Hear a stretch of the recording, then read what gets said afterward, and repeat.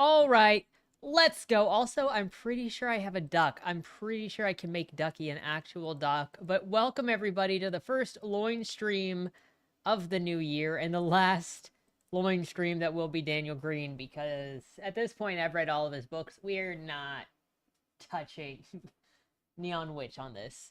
Anyway, welcome everybody. Welcome James and Grumble and Marocat and Ducky and Bobby.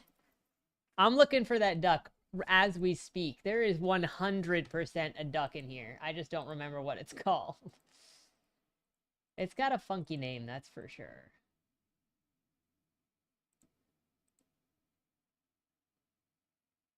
That is a duck. That is his... Oh my gosh, there we go, right there.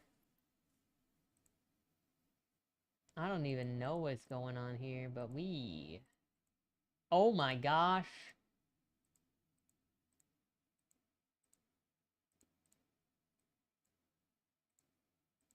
You can get fabulous.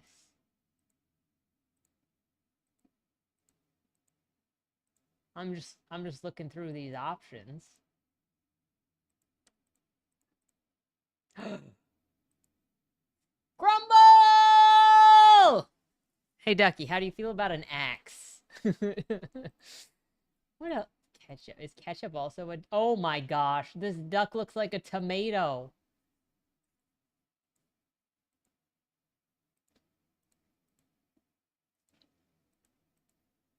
Oh, we got some animal crossers. That's what it is.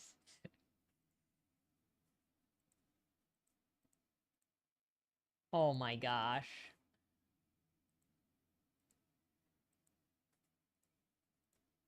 Oh, she's kind of scary. Oh my gosh, what is... What?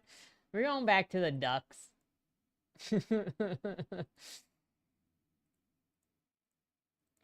Gotta see what else she got. Golden axe, shovel. You know what? All those make sense. Ducky. She does need to move, though.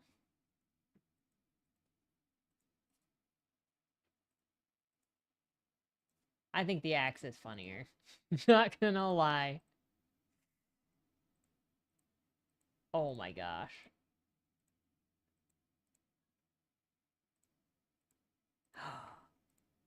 A whole outfit.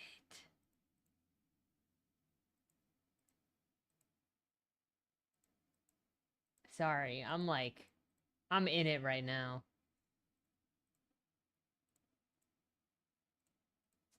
Anyway, give lobster hands. I can't give her lobster hands. There's no choice for that. Locked in, yeah. Anyway, let's catch up on exactly where we were in this book, because I don't remember. It's been a bit. Our name is Holden Saunders. I remember that. We're a young officer who has now seen the light and how evil the police are. We were raised by Samuel and Clyd. They are, oh yeah, Clyd's still alive. They are dead, as well as being called traitors. We don't believe it and are investigating all the business that happened with the 7th Precinct. The Anointed has come to us and is, clearly manipulating answers out of us. We are kind of dumb and telling her about the gun and everything that we learned from the orphans. Lost me to the customization. It's not often that they have customization. Here, come here, Todd. Todd.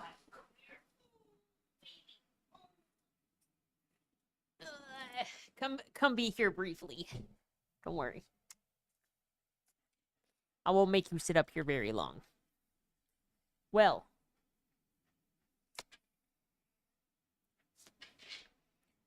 Damn! He's only been worrying me a little bit the last couple of days.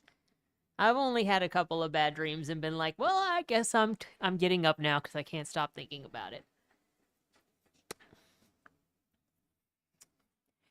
He going down. I'm getting him some right now. I ordered some like resistance band things that you like hook on to his back legs with little cuffs and then hook onto a harness. that are supposed to help one, stabilize him, and then two, build muscle back on his deteriorating back legs. So I'm gonna wait for those to come in and see if they help him, because this morning he kept tumbling. He went to drink some water and he fell into the water bowl. Ducky! That is you. This is life. This is everything. I knew you'd love it. Giving Tate a workout. He needs some rehabilitation. He's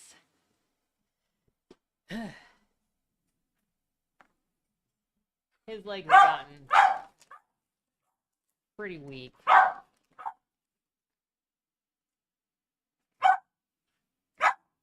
Through no fault but like a disease, like a degenerative disease, likely. That's what they said last year, but they couldn't confirm it. Hey. He's high in spirit, though. His body just doesn't want to keep up with it, which, yeah. Anyway, we have a big grip ex-boyfriend who we broke up with because he reminds us of our dead parents. That's weird. That's weird. We still love him, though. We quit being a police officer to a big baddie's red hands face. That was a mistake. We're terrorists now. You nearly fell when you got out of bed this morning because your knee gave out. Oh no. No, I also forgot about the boyfriend grumble. On the run, we found Josh Holder. That's such a terrible name. No. Oh, I had a question I wanted to ask the community, but I have community questions planned for like a couple of months now, and I forgot to do this earlier. So now I'm gonna ask you guys, because this is the perfect place for a community question.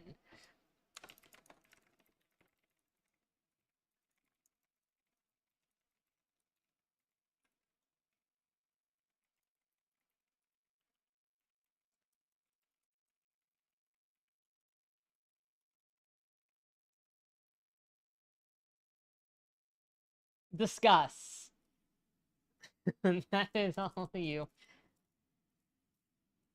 He's never short of spirit, though, so I am comforted in that, but it does not help you when you're having not great dreams and then you wake up and your brain won't stop. Anyway, while you guys discuss that, uh, it's diet cannibalism. Or, like when a kid, mostly kids, I know it's not just kids, but like when you get a scab and then like kids will peel the scab and then some of them will eat the scab. I'm sure we all knew a kid that did that. Right? Anyway, we quit being a police officer. Did that already. On the run, Josh, all right? Was in our house with stolen documents, saying what happened at the 7th precinct was all a lie, and to cover hashtag why are we here, hashtag there must be something going on. As Fugees, we're trying to escape the law enforcement and want to find the rebels to help us escape. Are we just gonna run into the rebels? Because they're supposed to be hidden. If they were that easy to find, they'd all be arrested.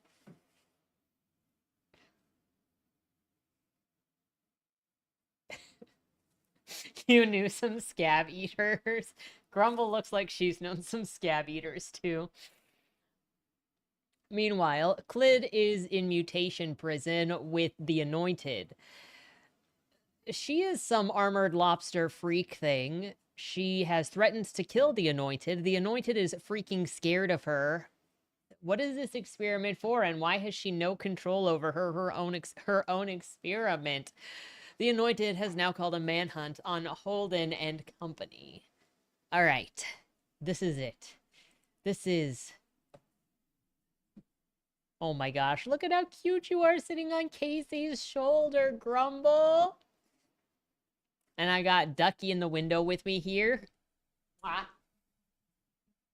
There we go. I went a little too far that way.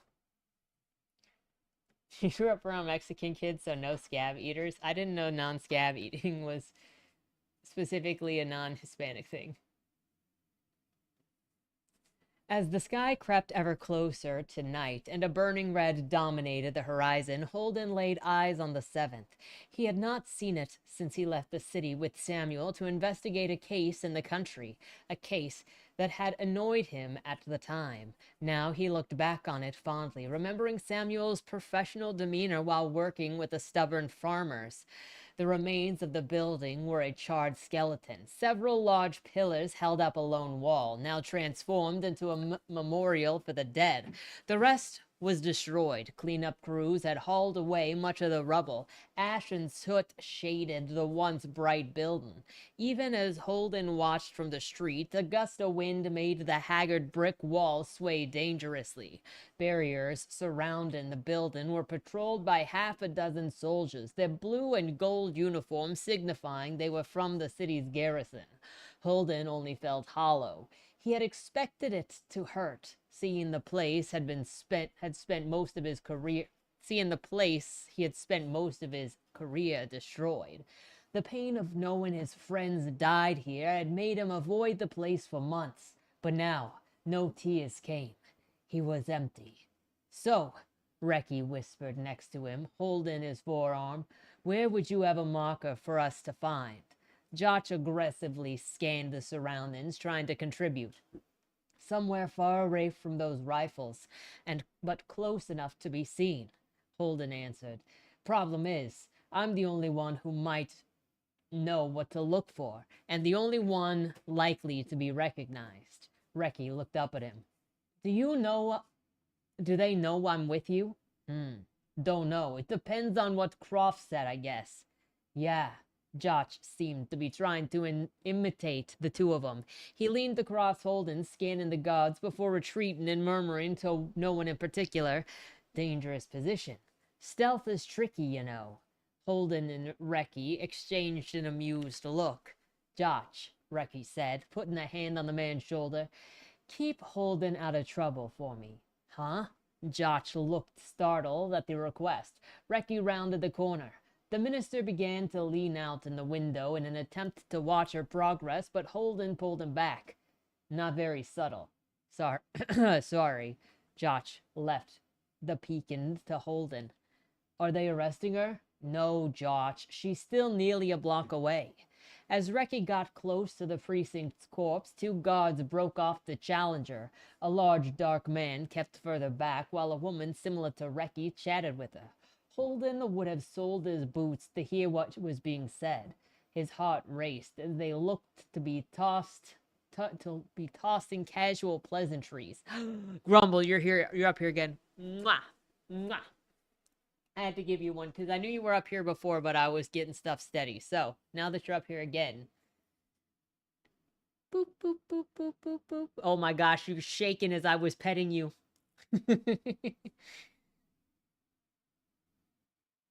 She's very good, Josh said, leaning over Holden to peek. They don't recognize her. You can relax, Holden. Holden didn't look away. I'll relax when we're out in the city with Clid. That could be days yet. Will you be at your best if you are unable to rest? The point Josh was making was solid enough, but irritated Holden to no end. Hush, was all he said in response. After what was probably moments. Grumble is the best Tamagotchi. If you were my Tamagotchi, I would never let you die, girl. I would never forget to feed you. But felt to Holden like half an hour. Reki let out a chuckle along with the guard and walked off. Reki returned with a slight smile, walking the opposite way the alley. Holden and Josh fell into position behind her. Get anything? Holden asked. Josh said, Are you okay? They both gave Josh a look. Reki turned to Holden. You said Chapman had tattoos on his arms, right? Reki's traced a finger over her forearm. In the Uib style? Yeah. The three of them ducked behind a shop that was not receiving much business in the early afternoon. Best pickup line ever. Reki pointed back down the street. One of those storefronts down there by the post office. There's some graffiti. It looks like the random street scribbles at first, but I'm sure that it's UIB-style wood carving. My tattoo artist does similar work. He has sketches exactly like that hanging. Oh, we were right? Josh exclaimed, nearly yelling. Holden slapped a hand over the man's mouth, raising a threatening finger. Reki peeked back into the street, then gave an all-clear sign. Sorry, Josh said. So, they want us to go into the post office? Reki shook her head. They want us in the sewers. It wasn't by the door, it was directly over the drain. Josh wrinkled his nose.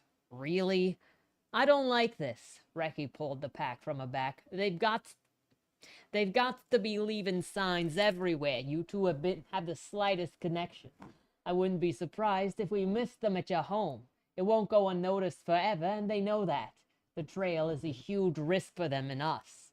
So, they do want us, said Josh, the voice failing to contain his glee. Josh, I will cut you, Reki quietly muttered. Holden wanted to kiss her. Finally, her own intuition towards the minister was shining through. Her words seemed to blister the man. He shrunk back and wiped his face, covering some emotion. Sorry was all he managed after a long moment. Let's go. Reki walked toward the darker end of the alley. There should be a manhole cover over there. Embarrassingly, Holden struggled to get the heavy plate off. Reki opened her mouth, a snide comment ready to fly. Don't, Holden said as Josh lent a hand.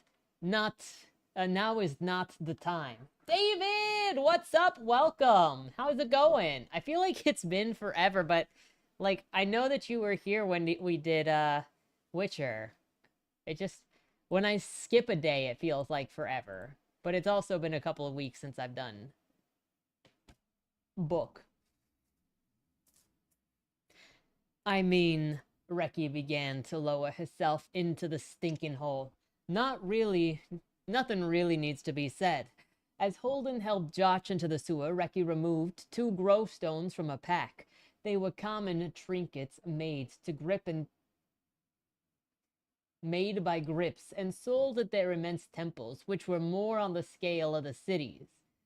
Really, imbued with small amounts of groeland, when allowed to touch each other, the metallic pebbles would give off a soft green glow.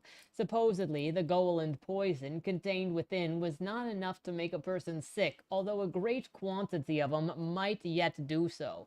Holden had always been fascinated by how slowly the light moved. The idea of light moving at different speeds seemed ridiculous.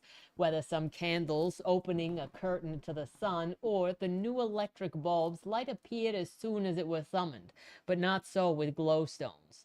A soft glow emanated to life in Reki's hand as she touched just the edges. The green glow slowly spread within the sewer, its lazy tendrils pushing the shadows back. After a few seconds, a 3-foot radius became illuminated around Reki. She decided more was needed and to allow more of the stones to touch. The light expanded outward until it reached the manhole from which they had entered the sewer. I've never seen glowstones in person, Josh whispered. Fascinating. Holden was surprised, but the little man was rather odd after all. He guessed reading by the Golan's light wasn't very practical. They made their way through the filthy tunnels. Wet fluid squished under Holden's boot. The smell caused Josh to gag several times. A small round moko dotted by with a squeal, curled tail bobbing. The minister threw himself against the stained wall to avoid the fist-sized rodent. Harmless, Josh, Holden said. They don't have any teeth. They suckle on. It's filthy, diseased, human waste. Almighty knows what that thing is covered in. Oh, gods, the man gagged. This is so relaxing. I'm glad. I don't think we can get any more chill than the loin stream, which is really just, we read, we discuss as we read, we talk about random things. Also, thank you for hanging around, Ducky. I never expect anyone to want to hang around, so I'm always happy when people want to. Will you two shut up? Reki held her light high and scanned the walls. We're below the post office. Holden scanned the walls. Nothing obvious jumped out at him as Reki moved on further. He looked behind him and saw Josh standing on his tiptoes to try and peek out from the storm drain. Hey, Holden whispered. Josh dropped back down. Unless you want to scare some kids, keep it low. Holden gestured for the man to follow. Can you take the pack at least? Fresh air. Josh pulled his shirt over his nose. Fine. There. Reki pointed to a brick by her ankle. Engravings in the Uib fashion pointed south. I'll be damned. Sometimes memes, yeah. All sometimes, Bobby. Sometimes more than others. There was a book a year or two ago that it was a zombie book, but we replaced everything that had to do with zombies with memes, so it was no longer a zombie virus. It was freaking airdropping memes and then just causing mass pandemonium by sending memes to people. They went to Russia to get the ancient meme that started it all. The pre-World War II meme. But some are more memed than others. The next few hours were a sweaty march through miles of sewer. Holden thought the falling sun could have cooled the catacombs, but their ability to maintain the heat of the day was both impressive and miserable. He was about to instruct Reki and Josh to leave the sewers so that they could all find a place to hydrate and clean up when Reki led them into a massive underground space. Well over a dozen tunnels converged, spilling into a pool that dominated the center floor. A steady current flowed into the darkness beyond their vision. Well, Reki said, sliding the glowstone completely together. Her green light slithered further away. If they have a flair for the dramatic, they should... The sound of a gun hammer being pulled back was followed by a lightning of torches before them. Reki's faint green light was washed away as a dozen soldiers, the torchbearers, stepped forward. All wore imperial uniforms. Are we about to get a massacre? Not the world's deadliest meme. If you could imagine the world's deadliest meme, what would it be? Under the authority of the Almighty and the Mod, a sly feminine voice sounded, you are under arrest. Josh's hand went up. Reki went for her pistol, but froze as 4 rifles were trained on her. Holden received another 4. That was easy. The imperial drawl was thick in the officer's accent. The white and gold badge on her broad chest proclaimed her rank, Capital City Lieutenant. I believe we've all earned a promotion here today. A couple of her men chuckled. The sound of laughter from the tunnel behind them betrayed that a handful more soldiers had been tailing them. The 3 of them had been lured like children to candy. The hope of salvation had been too sweet. To your knees or die.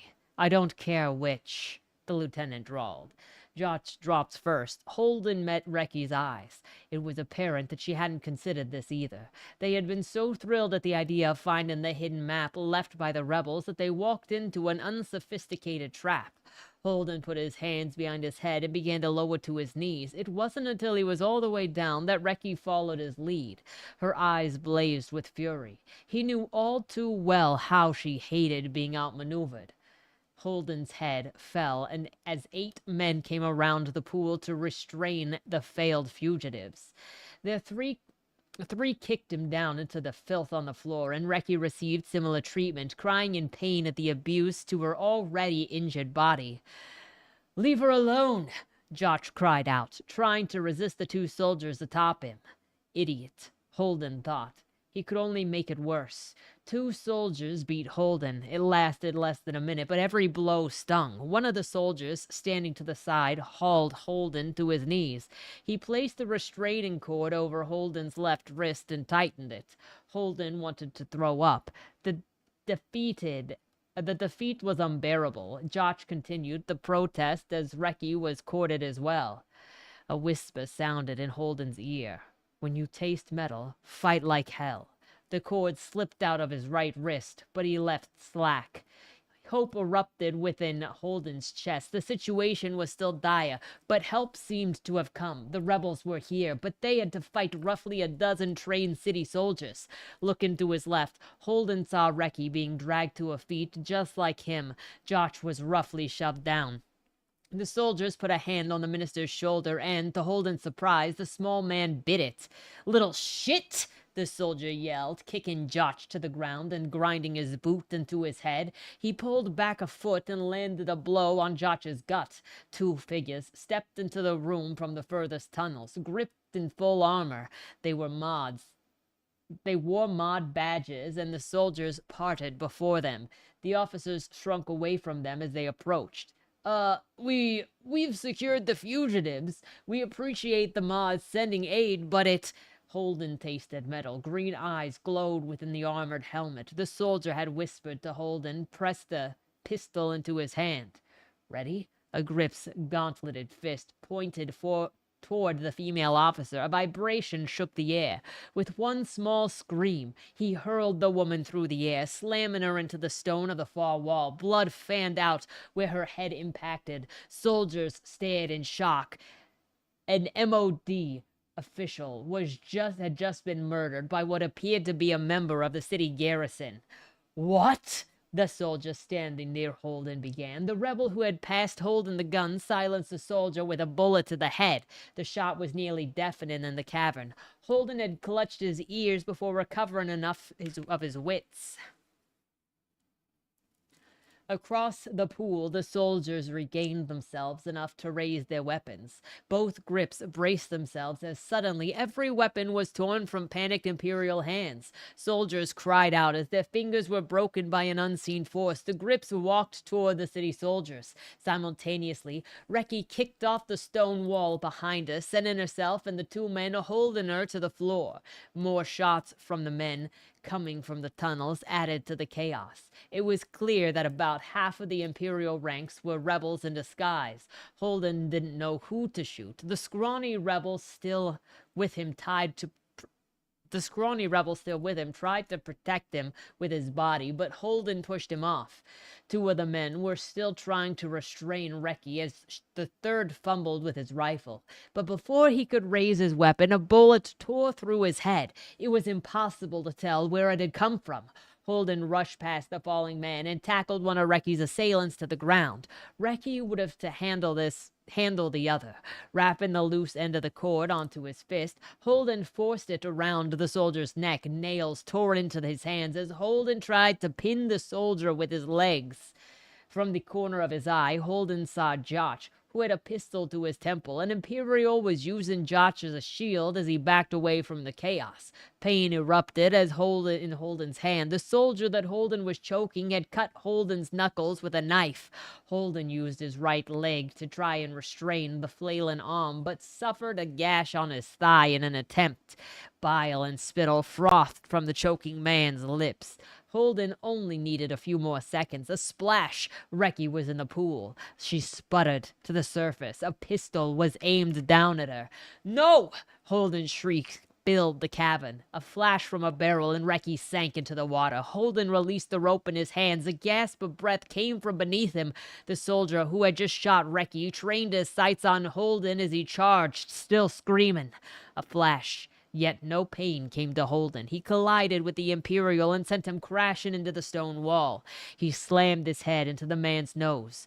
Blood. His fist connected with teeth. Holden felt the pistol being pressed into his stomach. The soldier tried to fire, but Holden was too fast. He slapped the gun away, his hands wrapped around the blood-smeared throat. He bashed the man's head into the wall again, and again, and again, and again.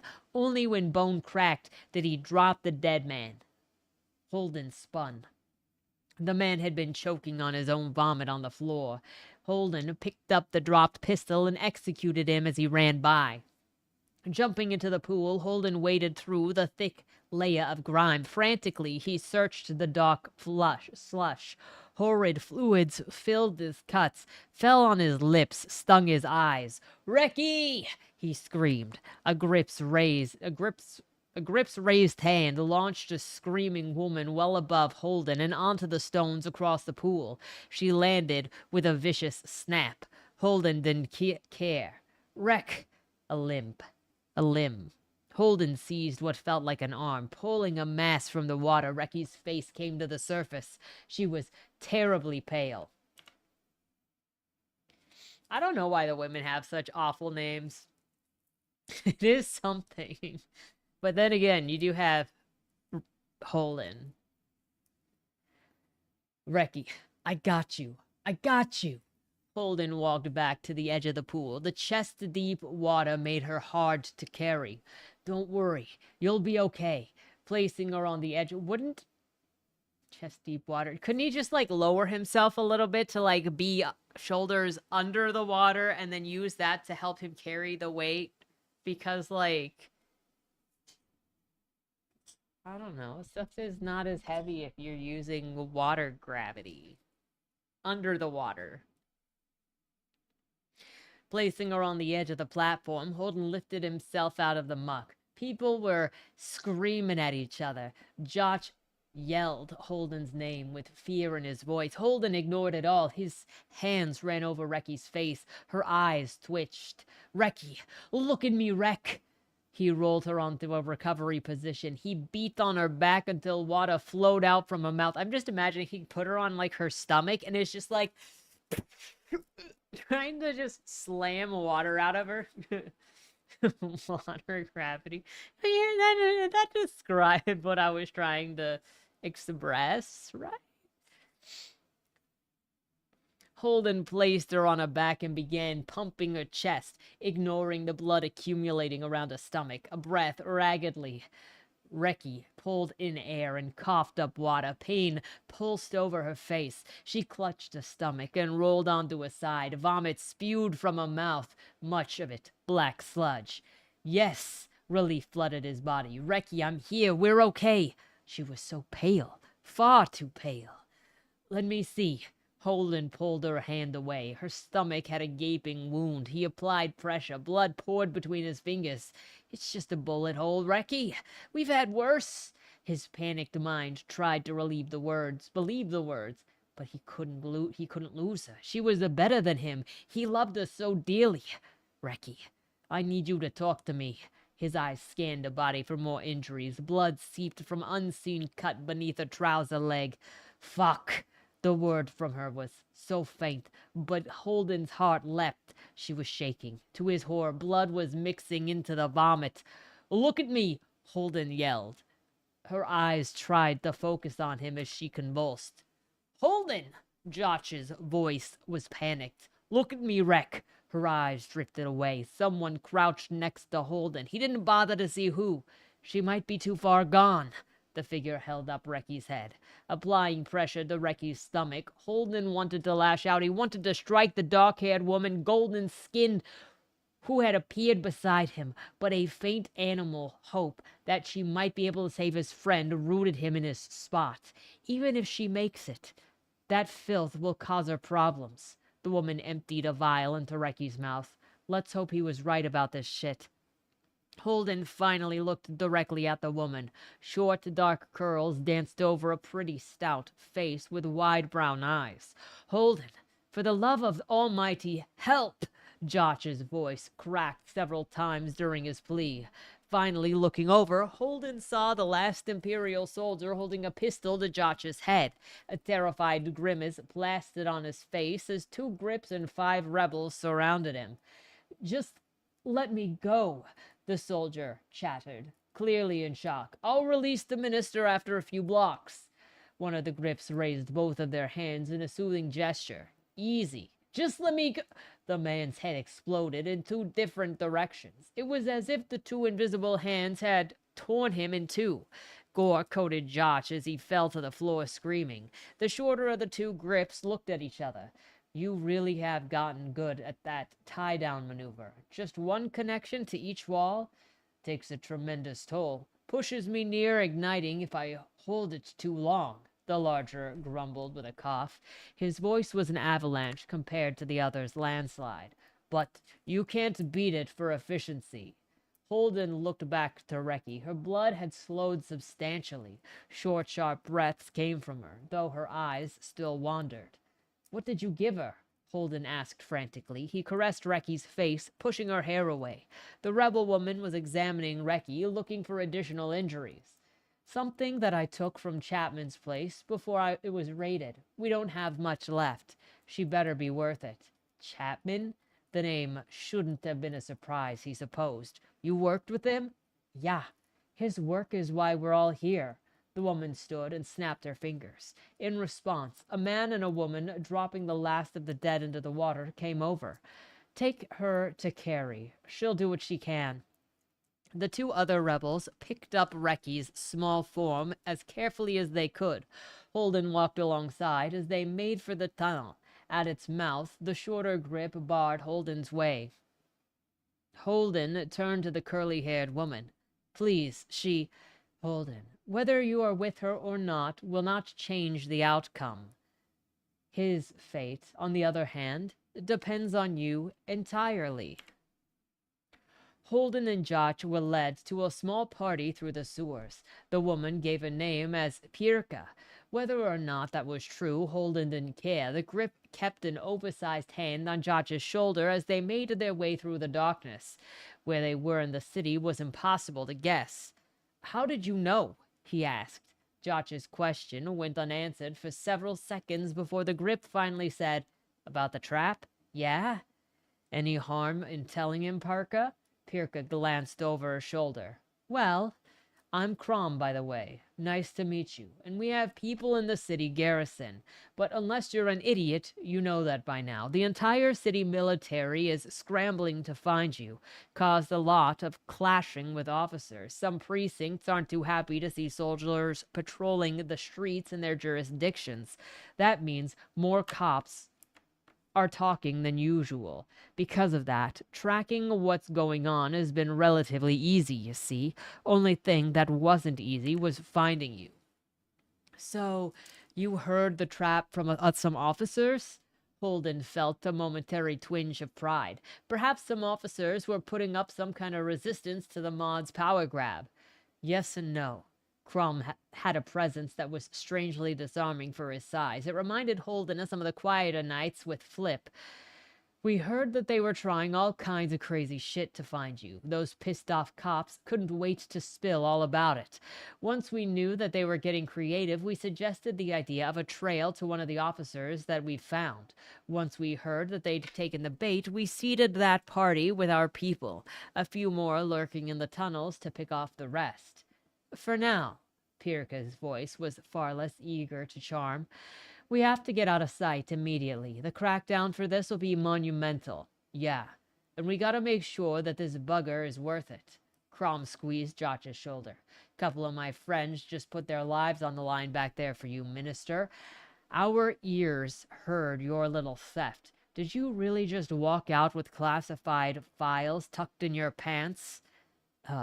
Well, I think we all have our own approaches to these things. You seem to be on top of everything, though, which is nice. I don't think that you lost anyone, at least from what I saw." Pirka stopped and slowly turned to Josh. Her tone was deadly. "We have lost everything, Minister. Our entire plan of action. Careful incursion, information bought, agent turned, rumors spread, safe passage out secured. But now the city is in lockdown. Why? Because some rider wanted to play treason. Josh swallowed. "I have valuable information about what happened at the 7th. Pirka continued walking. "We know what happened at the 7th. Your value comes from your job, Minister." They exited the sewers at one of the major runoffs into the Imperial Harbor. The early evening air felt extraordinary on Holden's skin. A small ladder built into the concrete led directly down to the docks. Before they stepped into the light, the grip shed his armor and stowed it awkwardly in a bulging pack. Once that was done, aside from the size, glowing green eyes, and massive red beard, Crom looked somewhere in the neighborhood of inconspicuous, if they were half blind and the sun was in your eyes. Fortunately, they had to walk 3 slips over to a wide trading vessel. Seaworthy, but not equipped with any luxuries, the ship was wide and meant for cargo, not speed. A few small cannons poked out from either side. Jotch's legs wobbled as they ascended the ramp. I just don't like water. Crom helped Jotch aboard with a hearty shove. The sails were packed away. The ship looked to Jotch as though it couldn't have more than 6 small sails. Pirka gave an order to begin readying the ship for travel. A small bell was rang and sailors appeared from below decks. Wait. Holden walked toward Pirka. 2 of the sailors drew pistols at him. It was at that moment that Holden realized his own weapon was missing. He raised his hands, confused and annoyed. What's happening? Pirka looked him up and down. First, you'll be forced to bathe and change. We have clothes that should fit you. Once the lockdown is lifted, we're headed far away. You'll be kept below for several days, probably in a barrel in case we're searched. Holden's jaw dropped. What? We can't leave. This is... He realized what he was about to say, home. It sounded so stupid in his mind. A different concern took over. What about Clyd? Pirka looked at him with an open confusion. The inspector? What about her? We have to save her. Several sailors, Crom and Pirka, all looked at him as if he were insane. Holden. Crom raised his hand in a calming way. She's dead. No, she's not. Holden is correct, Jotch threw in. She's infected with something. They're studying her at the MOS right now. They called her a success. For once, Holden appreciated the little man. Whatever was done to her is important. Pirka's eyes had widened with every word. Crom, get them cleaned off and then bring them below. The next hour went by in a blur. Holden and Jotch were given heavy cloaks to hide under and were taken to an inn. There, they bathed together under Crom's guard. As the adrenaline died down, pain and exhaustion warred within Holden. Jotch looked much the same, letting the shower wall hold him up as Crom pumped them both water. Once dry, Holden donned the plain clothes that he had been provided. Still, without any weapons, he felt naked. Jotch was given clothes a size too large for him. Used enough soap for 4 men, Crom intoned. Holden massaged his sore legs. We were filthy enough for 10. I'm still worried about infection. Crom just nodded and led them back to the boat. The docks were mostly empty. A few skeleton crews moved about, drinks in hand. What purpose would they find at the docks when the city was in lockdown? After being ushered below deck, Holden and Jotch were put in a small room with 2 large, barely large enough cots and locked in with no light but that from a small window near the ceiling. Before leaving, Crom said, Looks like Pirka's having a chat. Stay here and rest. I'll grab you in a bit. Hungry? Yeah, they're pumping water. Water grumble. The 2 shook their heads. Right. The hulking redhead closed the door, leaving the fugitives alone. Do you think Reki is okay? Jotch sat on one of the cots and rubbed his legs and back. People survive gut shots, right? Holden tried to ease the pain in his own bruised back. Don't know. Well, what about their plan? Jotch asked. We want to leave the city, right? You should do. Holden threw off his towel. Despite how tense he felt, his body told him that he would be able to sleep. He'd take even a few minutes worth. Rest. We don't know when the chance will come again. How can you sleep? With everything... In an instant, Holden loomed over the minister. He leaned in as close as he could. In a small cabin, Jotch had nowhere to go. Shut up. You don't speak to me again, and I'm not your friend. I'm not your partner. This is all your fault. All of it. The minister shrunk away as best he could. Holden fell into his bunk. He curled into a ball, compensating for a lack of blanket. He was terrified for Reki. She had been so pale. He hoped Flip was safe. His entire life, what little he had made of it, was gone once again. If Jotch had never come to his house, everything would have... Holden slammed his fist into a wall with a bellow. Josh was on his feet, now breathing hard. Then Holden did something that he had not done since he had first learned of the massacre of the 7th. He broke.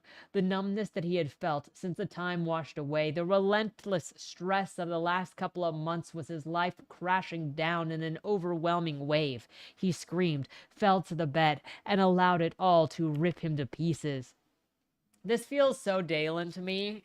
It makes me think of when Dalen just started crying so hard on the ground that he died. That is not an exaggeration. He did cry so hard that he died. Then he resurrected himself. For anybody that is not familiar with that story.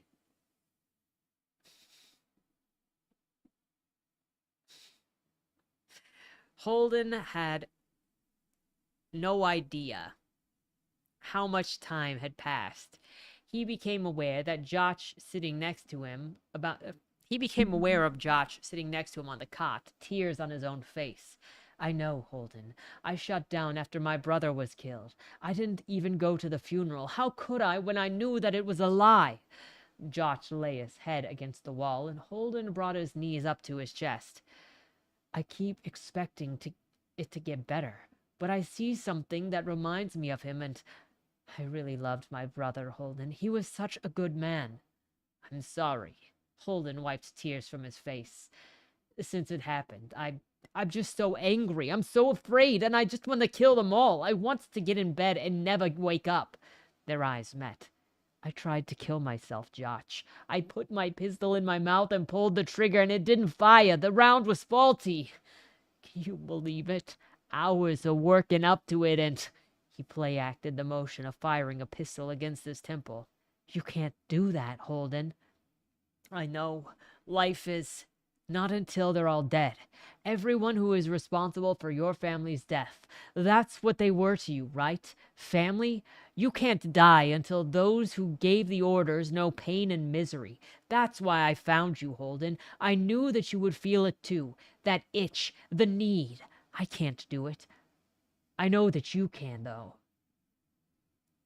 Josh, what do you mean that you're here because you can't do it, but you're going to put it on somebody else?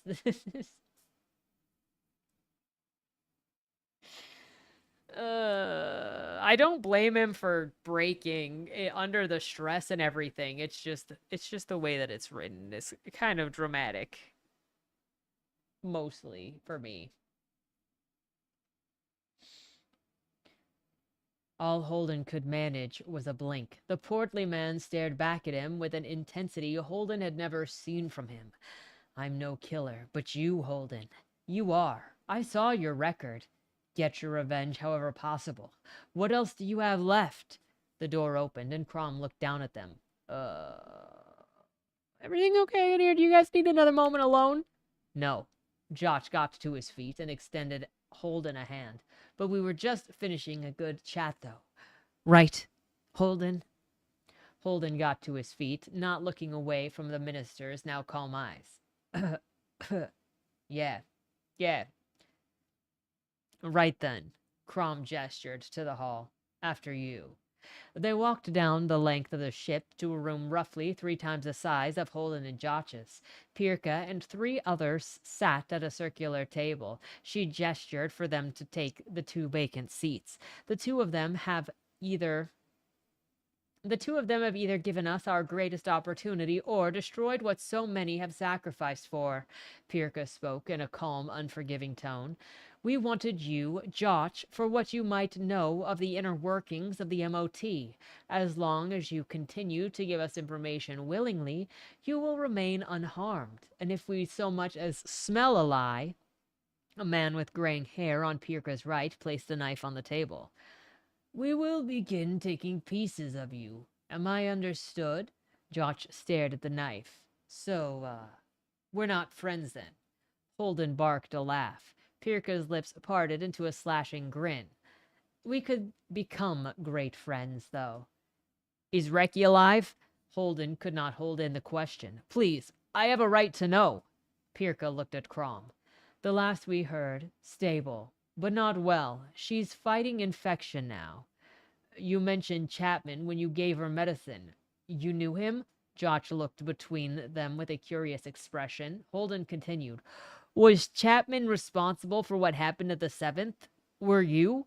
The tension in the air grew. Hands went below the table to rest on Holden assumed to rest on what Holden assumed were pistols. I've no stomach for any more violence. My bandage is already soaked through. Holden raised a hand. I just want the truth, please. They were my family. Pirka seemed not to breathe. Chapman did what he did on my orders. We tried to force the truth into the light. What was the truth? We wanted to expose the MOD for trying to use this drip, as they call it, to punish the royal class. We wanted to get ahead of their plan and to drive a wedge between the police and the military to destabilize the city. If the MOD had a police on their side, the royals wouldn't dare retaliate. But with an internecine war on 2 fronts, that leaves room for games. Games. Holden felt so cold. This was for a martial advantage? The MOD butchered a handful of people to send a message, so you send the entire 7th into the meat grinder to shift the balance of power? They weren't supposed to die.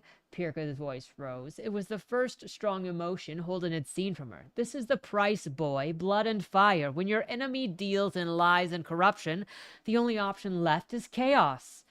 So you signed their death warrants for a cause that they... Pirka stood, slamming her fists into the table. You are not the only one who has lost everything. There is no respite. There are no victories. There is only sacrifice. So what the fuck are you fighting for? Holden tried to stand, but Crom's heavy hand held him in his seat. Why do you keep sacrificing? Because my son is dead, Holden. Pirka's sudden calm was disturbing, unnatural. No one moved as a tear rolled down Pirka's face. When my service was up, I came home and only got 2 years. My son was sent away for re-education. He didn't return. Holden couldn't look her in the eyes. Her cold tears, falling in her otherwise calm face, bespoke a never-ending grief. Some of us have no choice. Whether we fight for truth, revenge, or for old gods, no one is here because they want to be. We are here because lies are a sickness, a plague infecting our people. Across the empire, the ease of deception weakens once great nations. Why fight? Imperial food, shelter, and medicine are so easy. We just have to agree to never question. The old ways were savage, right? Forget who we were, sell our children's futures, and follow it, the Almighty. We can discuss your reasons for rebellion if we all live through what is to come. We have to save Clid, though. Do you have a plan? Holden looked at the room, and everyone in the room in turn. Pirka sat carefully back in her chair. It would seem that Clid has been infected with the drip, and their greatest success yet. From what we know of it, it seems that she is the only success that they have had. What does that mean? Is she going to die? Pirka looked at the other rebel leaders around her. If she hasn't yet, I would assume no. But all we can do is assume. So she's extremely valuable, Josh said. Their one success. If she is the key to whatever the Empire is attempting, getting hold of her could prevent it, whatever it is. It doesn't matter, Holden thought to himself. With or without them, I'm getting her out. We've learned all that we can about the drip over the last 2 months, and what we've learned is unpleasant. It changes a person in extreme ways, reduces them to something else. Okay, so I'm like, we're at 73%. And now we're just even getting into the Empire is trying to accomplish thing using the drip. What is the drip? What is it that they're trying to accomplish? Nobody knows, but it just turns people into monsters if they survive. But still, what is the point? And where was this signaled anywhere but the the prologue that just had Clid being tortured, but that really didn't preface anything because we got no hints into what even is going on. Holden leaned forward. So what exactly do we have here? Just some sophisticated poison? Why? No, Holden, it's more than that, and our intelligence suggests that they aren't done refining it. It's meant to turn people, make them into. As for why, it seems not even the highest up on the MOS. No. Josh leaned forward, and Clyd is the first survivor. She's alive and has become something new. The man who placed the knife on the table picked it up and sheathed it. Or it is means that she is just dying rather than dead. Pirka grunted in agreement. Doesn't matter. Josh rubbed his neck. Getting her out of their hands one way or another is now. Crom, on your way here, did you tell the minister that he was in charge? Pirka looked at the giant man. No, I didn't think so. Josh shrunk back. Yes, we have to go and get her. Inspector Clyd could be the very key to solving the horrid puzzle. We just need to finalize the plan. Holden leaned back in his seat, more wary than he had ever felt. And, that is, we were planning on leaving. A few more to be left behind in key positions to continue sowing doubt. But we've already made contact. Contact, Holden and Josh said in unison. Perka looked at her comrades for confirmation before continuing. Before the last kingdoms fell, a desperate attempt was made to save their royal families. Ships were launched into the endless oceans. At the time, there was thought to be a suicide mission, and indeed the ship's crew resorted to atrocities to survive. I will spare you all those details, but as it turns out, the endless oceans do not live up to their name. A few of those ships found their way to foreign shores. After all this time, you have finally been offered an escape. Princess Koya, the second daughter of the Yuib royal family, lives. In exchange for the secrets of the empire we will bring her, the new world will grant us sanctuary. She is our leader and our savior. You, dear minister, will be of immense value once we arrive. Clyd, if she is safe to transport, would be even greater. Why me? Josh looked puzzled. You know how the lies are spread, how the souls of a nation are eroded away with honeyed lies. Before any soldiers crossed borders, the fallen kingdoms were battling the words of your ministry, worming its way into their people.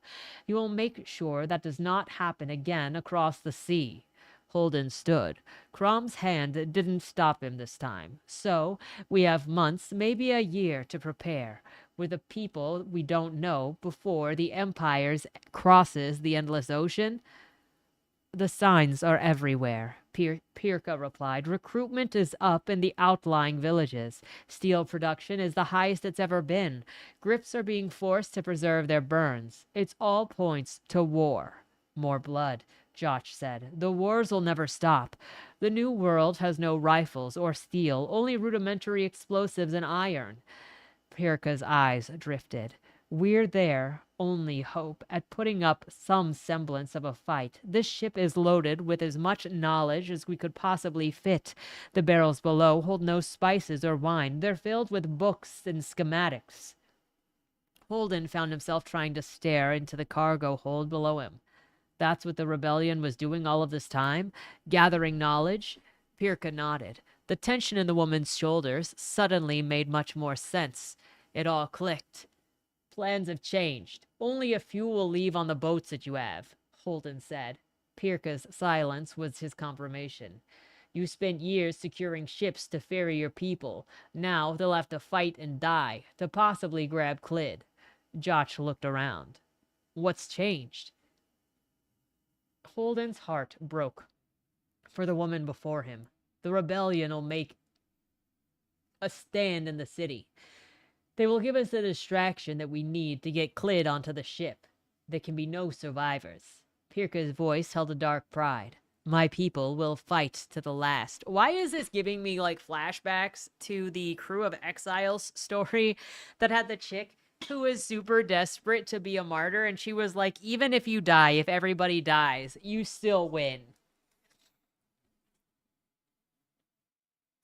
Holden lay in his bunk, amazing himself by not immediately falling asleep. It wasn't morning sun seeping through the windows that kept him awake, but a drumbeat of anxiety just beyond his eyes. He had to be the first to Clyd. It was If there was anything left of her inside, he would be the one person that she could trust. He and a small crew would take the sewers underneath the Ministry of Science and, after a battle began, break her out. Rebels moved every resource they had at their disposal into position. Spies embedded near people of power would turn into assassins. Soldiers would prepare to kill squad mates that they had trained with, and the rebels numbered less than 800, but were all well placed to wreak havoc. Now the city would burn. Thousands would die tomorrow, all for Clyd, and a faint hope that getting out of the city would gain the rebels a tide-turning human weapon. All future hope now rested with her. Josh shook in his cot. Holden guessed that it was from the night air. Holden rolled onto his side and closed his eyes. If Pirka had promised, Reki would be on the boat before the ship set sail. Holden's last conscious thought was of the failure to protect his friend. Our time has come, Holden. The sun cast an orange glow in the small wooden room. Pirka stood over him, close enough not to wake Josh with her words. We have to move. Holden sat up and rubbed his eyes. His body ached from his head to toe. His head still throbbed. What time is it?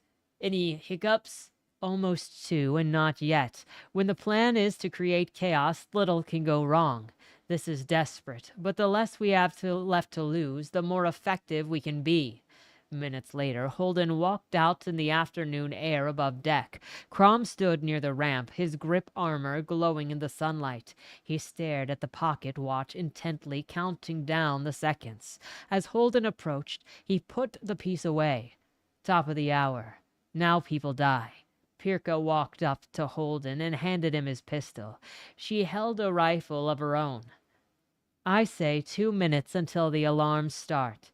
Nah, they'll need at least 5. Crom stretched his arms, reaching higher than Holden could possibly jump. They were counting on the bustle of the city at this hour to maximize the impact of the attack. The streets would be packed and panicked crowds would become one of the threats the mod would have to manage. Pirka lit a cigarette. Holden cadged one. Men and women moved in the docks below, making happy hubbub, unaware of the battle to come.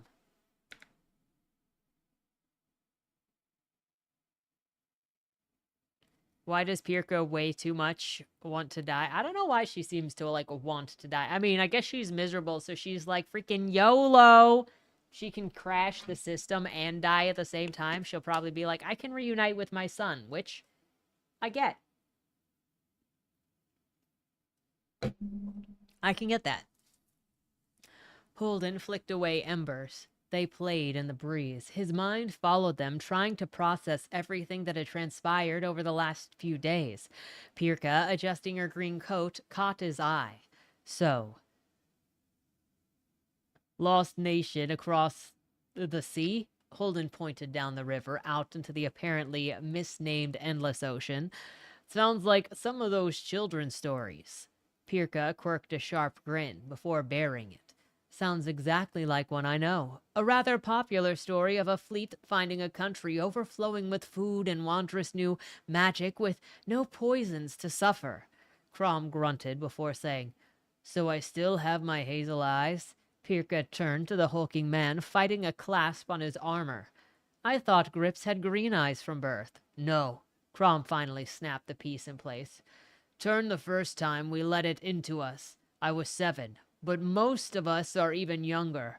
Course, they take us to the temple once that happens, so most of us only ever see the green.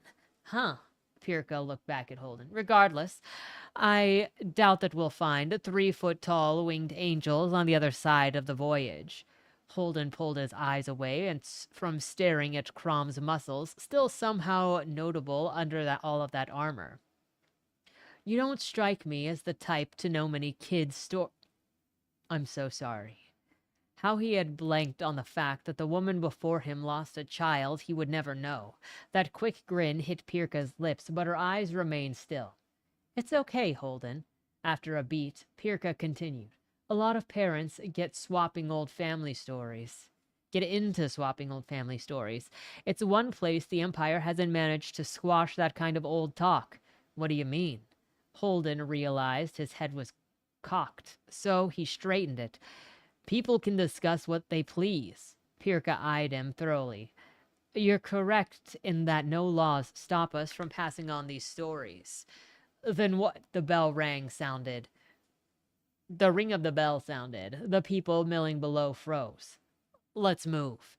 Crom stepped onto the ramp, Pirka and Holden directly behind him. The three of them reached the sewers where 5 armed rebels awaited them, each dressed casually, ready to disappear into a crowd at the moment's notice.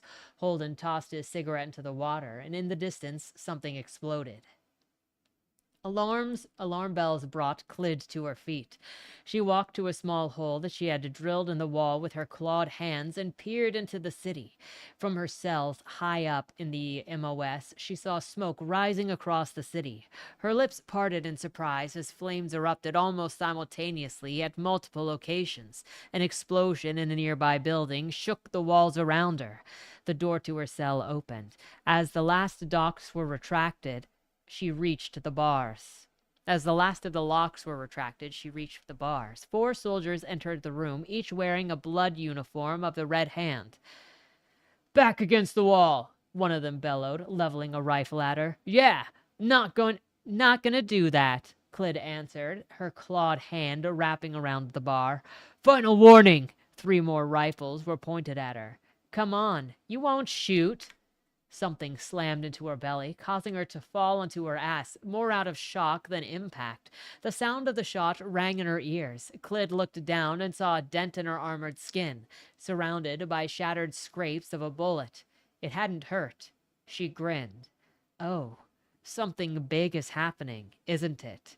3 more shots pushed her back, yet her grin never wavered. The 4 soldiers loaded new carriages, leveling their rifles again. Clyd stepped back and raised her arms. Fine then. Am I being moved? A man bearing the lowest rank pulled out comically thick metal restraints and approached the bars. The leader called out, Put those on! The steel shackles were laid on the bars with steady hands. Clyd picked them up as the soldiers backed away. Nah. Gunshots slammed into Clyd once again. She stumbled as one impacted her head. It had torn away a patch of what little skin still existed on her face. Yet it seemed the armor coated her bones beneath. The skin began to knit itself back together. Clyd chuckled, joy igniting in her chest. You've done it. You've made me a god killer. Rifles were loaded and aimed at her again. With a mild effort, Clyd withstood their shots without failing. For the first time, she let herself truly feel the power that had been building within. Her arms had been eaten away, replaced with something greater. Her muscles moved faster than conscious thought. She saw light in new ways. Darkness no longer a barrier. Her bladed left hand was sharper than any razor. She could predict how others would move even before they did.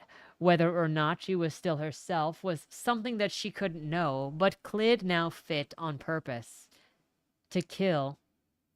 But Clyd now fit her purpose, to kill the anointed. Every last one. Clyd wrapped her hand around the metal bars, and with a smile, she found that they weren't so strong after all. You know what I think they just did? The axe hand gave it away. They just turned Clyd into one of Sam Fenna's creatures. What were they called? It started with a K. But you know what I'm talking about, right? Because the one chick, I remember what she looked like. I don't remember what her name is. I remember she had schizophrenia and I was talking to a voice in her head. Got into the freaking battle kivs. It was a kiv, there we go. The battle kivs. And like turned her hand into an axe. That's what I'm imagining. It's just Clyd looks like a kiva.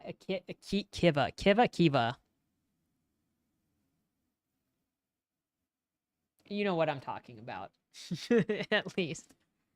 Avi Cormac's head snapped up as a distant rumble shook the ministry. An alarm from nearby ministry building rang out. A rifle shot cut through the air. In one smooth motion, Avi leapt over the desk and exploded through her office door. As splinters rained, she saw a uniformed woman lying dead in a pool of blood outside of the lift.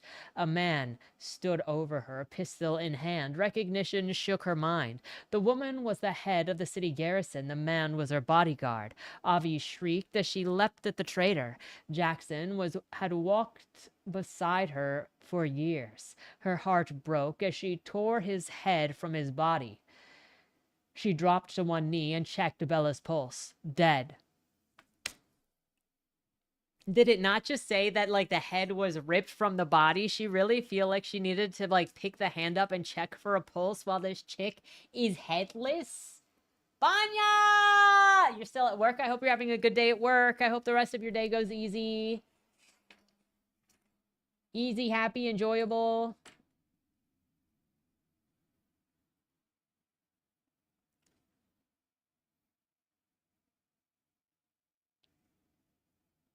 Does this pass the horse test? They're just walking around everywhere, dude.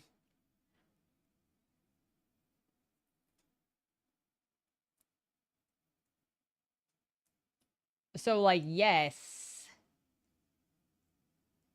But also...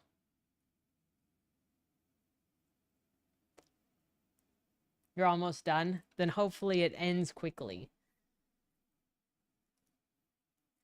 This couldn't have been the case, the cause for the alarm bells. Something larger was happening.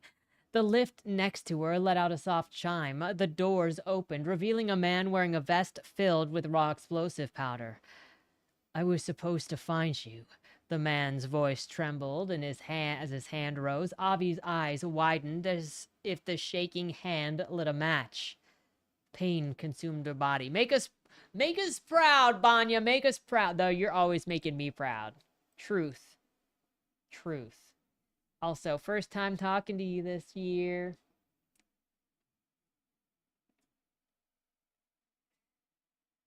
Charges set. The rebel appeared from the shadows ahead, dragging an ignition line. They hunkered in the sewer. Gods, please, for this last time. Directly below the MOS, the charges were set to blow a hole in the floor of the building. Distant explosions continued to vibrate the walls. Crom had told Holden the rebellion had placed suicide bombers at key points to slow the Imperial counterattack. Their dedication floored Holden. Only days ago, these people had hope of salvation in a new land. Now, each and every one was willing to sacrifice their life to secure that salvation for the surviving rebels. Holden had asked Pirka if any had refused orders. Her only response had been, none of us fight for ourselves. We fight for our legacy and for others' futures. The woman holding the ignition line looked at Topirka. She gave a curt nod. 5 fingers went up. 4, 3, 2, 1. The roar of the explosion echoed through Holden's whole being. They should have been further away, all collapsed into a muck of the sewers. Crom held his head, blinking wildly. Pirka was the first to her feet, shouting orders. Holden got to his knees as a rifleman sprinted on. He, Pirka, and Crom stumbled after them. Shots rang out up ahead, audible even above the ringing in Holden's ears. Holden pulled himself back through the new hole in the floor and into the Ministry of Science. Smoke choked his lungs as he stumbled for cover behind the reception desk. His eyes barely noticed the gigantic white and green hall covered in dust and debris. 2 of the rebels took cover next to him. The other 3 stood behind pillars and exchanged fire with Imperial guards mixed in among civilians in fleeing panic. Screams tore at Holden's ears. The rebels with him aimed over the desk and added to the fire. Expert marksmen, nearly all their shots found their targets. Experienced hands swapped out cartridges with lightning speed. Crom stepped from the smoke, taking his time to evaluate the situation. His hand rose to his eyes, glowed His hand his hand rose. There we go. His hand rose as his eyes glowed a brighter green. A metallic taste flooded Holden's mouth. Where Crom's hand was aimed, heads exploded. Blood rained down on a few remaining, now fleeing for the doors to the city. Pirka hauled herself from the smoke last. Behind her, the chime of the lift announced more people incoming. A pistol in each hand, Pirka emptied her weapons. The men and women in black lab coats stood no chance. "Stop!" Holden screamed. "They're unarmed!" He was too late. All of them fell, gore spilling from beneath their black coats. Holden got to his feet and checked the room before asking Pirka, "Why?" They were... Pirka whirled towards him. "The more of them we kill, the slower their research." Crom nodded. Holden wanted to vomit. "You five, protect the exit. If we lose the tunnel, this just gets a whole lot harder." "Crom? Holden? Come on." With no other option, Holden followed. Crom moved the bodies with a Groenland, their limp forms dragging across the floor. Holden averted his eyes. It felt so wrong. As the doors closed, tension filled the small space. "Holden?" Pirka's voice was soft. "Yeah?" "They deserved it. I need you to trust me." He did. With what he knew the Empire was doing to the citizens, there was almost no violence that Holden could imagine that couldn't feel justified. But none of that settled his stomach. The floor chimed away.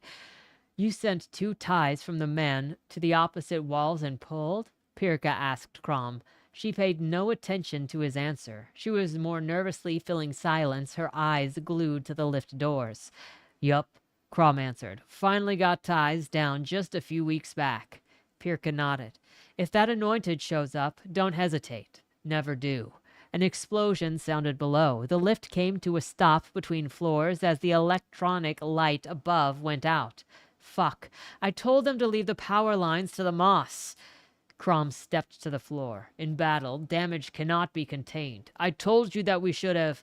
The grip ripped the door open to a field of corpses. Dozens of soldiers, all wearing uniforms of the Red Hand, were torn to shreds. Holden's eyes flinched away from a man cut from the groin to throat, only to see a woman with a bayonet driven through her face. He looked to the roof of the lift. "Gods, what happened?" Pirka pushed past Crom. "Guessing your mentor saw an opportunity in our chaos. We have to find her." She lifted herself into the opening and out into the Crimson Massacre, climbing past the nearly bisected man. Crom did the same. Holden took 2 long breaths in the elevator. "God, fuck." His stomach finally gave. Vomit spilled over his boots. Holden, I thought that you had battlefield experience. "Not like this. Men and women shot not..." He made a mistake of looking at the corpses again. His breath was rabid and shallow. Crom extended an arm to him. "It horrifies me too, lad. But we have no choice." Taking one final breath, one tinged with the stench of both his own vomit and the roomful of blood, Holden took Crom's hand and let him be pulled from the lift. His mind blocked out the red carnage surrounding him. As something squished under his boot, Holden looked to Crom for reassurance. The grip met his eyes and nodded. "We're okay." "She didn't take the lift down. The door to the stairs had blood on the handle," Pirka said, looking at the smeared liquid. She pushed open the door and her gaze followed the steps. "She went up." He had no problem with police doing their job earlier. Well, he's very specific. He's got a bias, a bit, you could say. "Up," Holden and Crom said in confusion. "Let's go. Follow the trail of blood." Pirka pushed onward. Crom and Holden followed behind. "At least our source got to the floor number that she was being held on, right?" Crom said, stepping over a twisted corpse. Holding a severed head of the secretary, Clyd relished the look of fear on the minister's face. "Where is she?" she said calmly, as cold as a morning breeze over ice. As Clyd reached his desk, he backed away into the wall. I don't know. She comes and she goes." Clyd threw the secretary's head, and it exploded on the wall next to the man. Bounding over the desk, Clyd landed with grace impossible for any but her, or the demigod she now hunted. She placed her short claw on the minister's throat. Blood began to seep out where blades touched skin, though she had yet to exert any pressure. Placing her lips to the fat man's ear, she whispered as if to a lover, "I've learned so much today about what was done to me." The minister prayed to the Almighty. "Your needles and knives jabbed and sliced. Samples of my flesh were torn away again and again." Her free hand stroked his face. "It's only fair that I get to conduct experiments of my own, no? Avi's office is at the mod. I don't know if she's there now, but..." Clyd arched her hand upward, tearing through the man's diaphragm, and seized a lung. He shook around her metal arm until she tore the organ away with a wet squelch. The man fell to the floor. He flopped around, trying to cover the violation of his body. A noise outside pricked her ears. "Well, if it was her, I'd go for the head," Crom said, approaching the head minister of science's door. Pirka kept scanning the wall around them. The stone building was eerily quiet. Holden went to the opposite side of the office door and nodded at Crom. As the grip moved directly in front of the door, that metallic taste filled Holden's mouth once more. He hoped grip armor was as good as people said it was at containing the illness associated with the Growland. Crom gave an enormous physical effort, though he seemed to be pushing nothing but the air around him. Yet the doors exploded open, sending him stumbling back. The three of them entered the office. It seemed empty at first, that is, until Holden saw a man attempting to breathe behind the desk. Blood foamed at his mouth as he clutched the massive wound in his wide gut. "What the fuck?" Holden said. "What they have..." "Holden?" A voice was familiar, yet somehow also entirely inhuman. No human vocal cords could produce that sharp, grinding undertone. The three whirled as something dropped from the ceiling, a creature of flesh bound in something. Metal? Its smooth, angled lines melding with human skin, at the face that slitted red eyes, a face Holden found familiar. A head of curly hair hung wildly, complementing the swirling plate-like patterns that ran down the creature, hugging it so tightly that it was impossible to know whether it was wrapped head to toe in the clinging substance or naked and composed of it.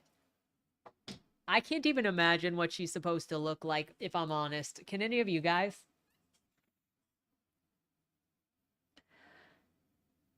"Holden!" Pirka tried to put her arm up to stop him, but he shoved past her, dropping his weapon. Clyd accepted his embrace. His skin felt hard yet organic as she wrapped her arms around him. "You're imagining a lizard person with hair. A lizard person with hair, apparently." "I'm so sorry." Tears ran down Holden's face. "I've got you. I wasn't there, but now I've got you." Clyd let out a sob, putting her weight into her arms. She was far heavier than he remembered. "I wasn't there," was all he could manage. Clyd's voice sounded as though steel could speak. "I will forever be grateful that you weren't, Holdy. All you could have done, was die." Holden released Clyd so that he could look her in the eyes. She touched her own face, feeling the tears. "I can still cry. They haven't taken that from me." Holden smiled through the tears of his own. "You look strong. New workout regime?" Pirka stepped up to them. Clyd's demeanor changed, shoulders hunched, and a clawed hand opened. "Clyd, this is a friend. We have a way out." Eyeing Clyd distrustfully, Pirka said, "Well, What we have is a plan. You may be the key to stopping an outcome of a war, or at least delaying it. Please, come with us."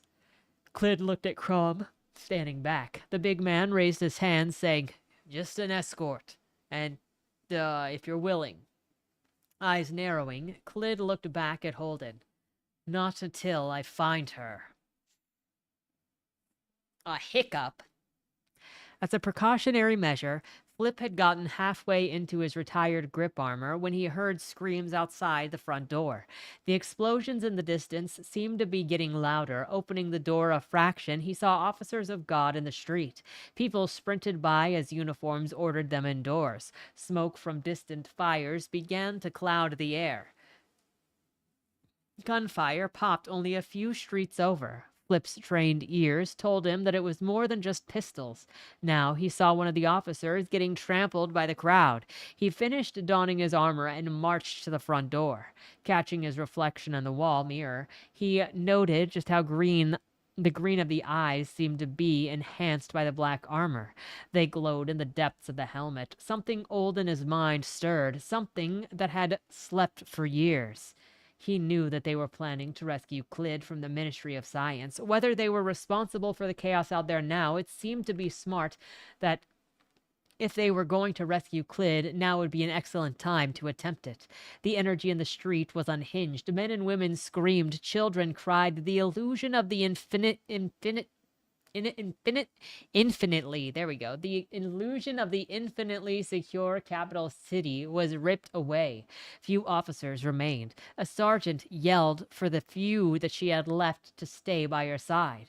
Flip got to them, the sea of humanity parting around his massive form. Even when they're insane from fear, instinct told people to avoid a massive man in grip armor. "What do you know?" he shouted at a sergeant over the pandemonium. Seeing the armor, she said, "The city is under attack. The mob massacred a precinct this morning. Bombs had gone off in countless government locations, and targeted officials had been killed. Hey, back off." A woman grabbed onto her, frantically asking for help finding her husband. One of the officers clubbed her with a pistol, throwing her into the crowd. Flip dove for the woman. Someone unseen bounced off of Flip as he roughly pulled her to her feet. Stumbling away, halfway carrying the woman, Flip shoved her onto the porch. "Stay here!" he screamed as he heard nearby shots. He turned to see the city garrison soldiers firing into an alley from which they had just emerged. Something about the size of a fist was tossed from a gutter, landing amidst the garrison men. An explosion ripped them to pieces. The ball lobbed into the midst was a brutal grenade filled with ball bearings. The shrapnel bounced off Flip's armor. The panic reached a crescendo as cries of pain overcame all other sounds. Flip looked to see if the officers would help, but they had fled. Seeing the military torn to pieces crippled what order was left. Men and women, dressed casually in no type of uniform, emerged from the alleys with rifles, executing the injured city troops. "No!" he cried. Heads and rifles snapped in his direction. The woman behind him screamed. As fast as he could, Flip grabbed her and dove through the front door, shots ringing out behind him. Splinters of wood exploded all around as they fell inside the front hall. "Stay down and get under the bed." A grip in armor would be a target for any rebel. Flip crawled to his back door and ripped it open. He ran through the backyard and barreled through his fence, sending boards flying. A man screamed. A group began to flee in the opposite direction. "Stay alive and get to the MOS," Flip told himself, directing his feet toward the Imperial District. Avi could feel her body rebuilding itself. Gurgles and cracks sounded as her consciousness returned. The pain was beyond something that she thought possible, nerve endings regrowing like spiders' webs through the writhing mass of flesh that she had been reduced to. Today, her gift felt like a curse. It would be easier to die than to suffer this horrendous reconstitution. As her throat reformed, a low howl was all that she could manage. Blurry vision returned as her eyes regrew. A soldier in a red hand uniform looked down at her, fear in his eyes. Beyond the pain, a murderous rage boiled at the indignity that she had suffered. How dare they resist her? How dare anyone strike at the god of the empire? As an as yet skinless leg pulsed into existence beneath her, a ripping sound in her new ears as it did. It was followed by a nascent fist slamming into the floor. What could almost now be called a head flexed upward, teeth moving into place like ants in formation. Bro, she's being rebirthed like the dude in Necrotown. She croaked one word. Mask. Clid, we don't have time, Holden pleaded. Desperation filled his heart. Our way out of the city is closing. She pushed past him. Listen, people are dying for you, for hope. Clid reached the office door. Pirka came forward. Would your husband have wanted you to fight today or live for tomorrow? Clid's head snapped toward the rebel. You can kill more than just one anointed if you come with us.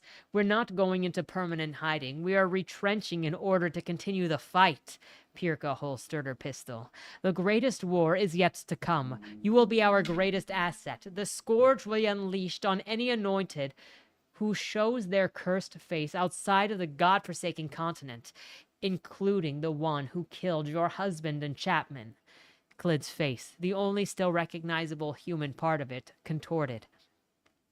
Crom couldn't help but add, Mrs. Witter, what's been done to you goes beyond torture or murder.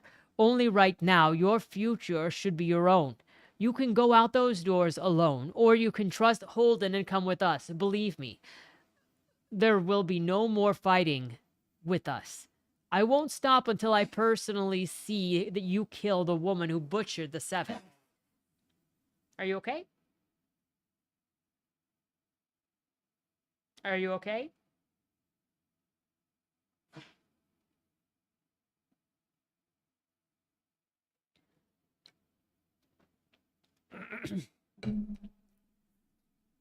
Clid let go of the door's handle. Her eyes darted about as if playing out the possibilities. How are we getting out? Holden let out a long breath. We have a ship in the harbor. My people will keep up the fight until we are safely out of the city. Soon the Navy will be called. They have a Navy? Why aren't they called the Sailors of God?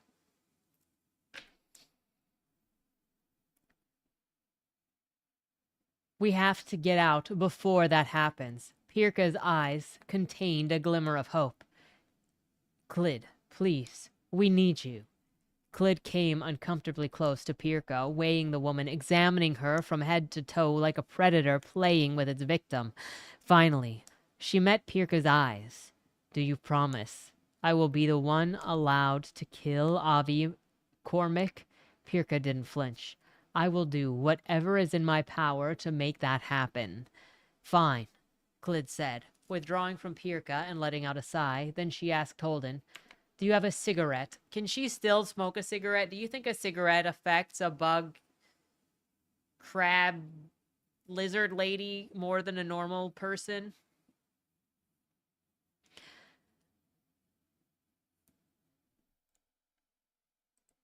And if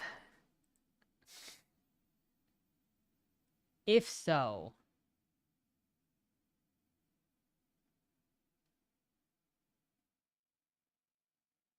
it's only cannibalism if you eat flesh. So does that count as a scab? Also, hey podcast, welcome. Their flight down the stairs winded everyone but Clid. It seemed her energy was endless. She glided down the dimly lit steps, her feet barely touching the marble. She kept having to slow down to allow others to catch up. They moved with caution as she found tiresome. Then she realized that it was the darkness. Only one slim window graced every floor, leading to darkening skies of smoke.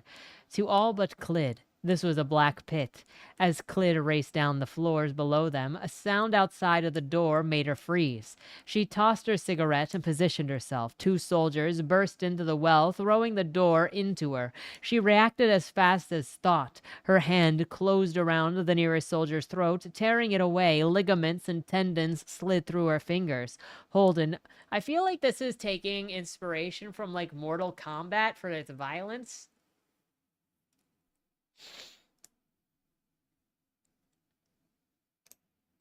It's not cannibalism if you eat bones. What about bone marrow? Holden rounded the flight above as Clyd's free claw pierced the face of the second soldier still stepping into the stairway. Her talons dug into mouth and eyes, silencing her forever in an instant. As Clyd withdrew her claws with a loud slurp, Holden looked at the scene in horror. Clyd met his eyes. A shame that she could not yet understand formed in her heart. Pirka continued down the stairs and stepped over the bodies. Almost there. Let's move. As they reached the bottom floor, the sound of gunfire echoed into the well.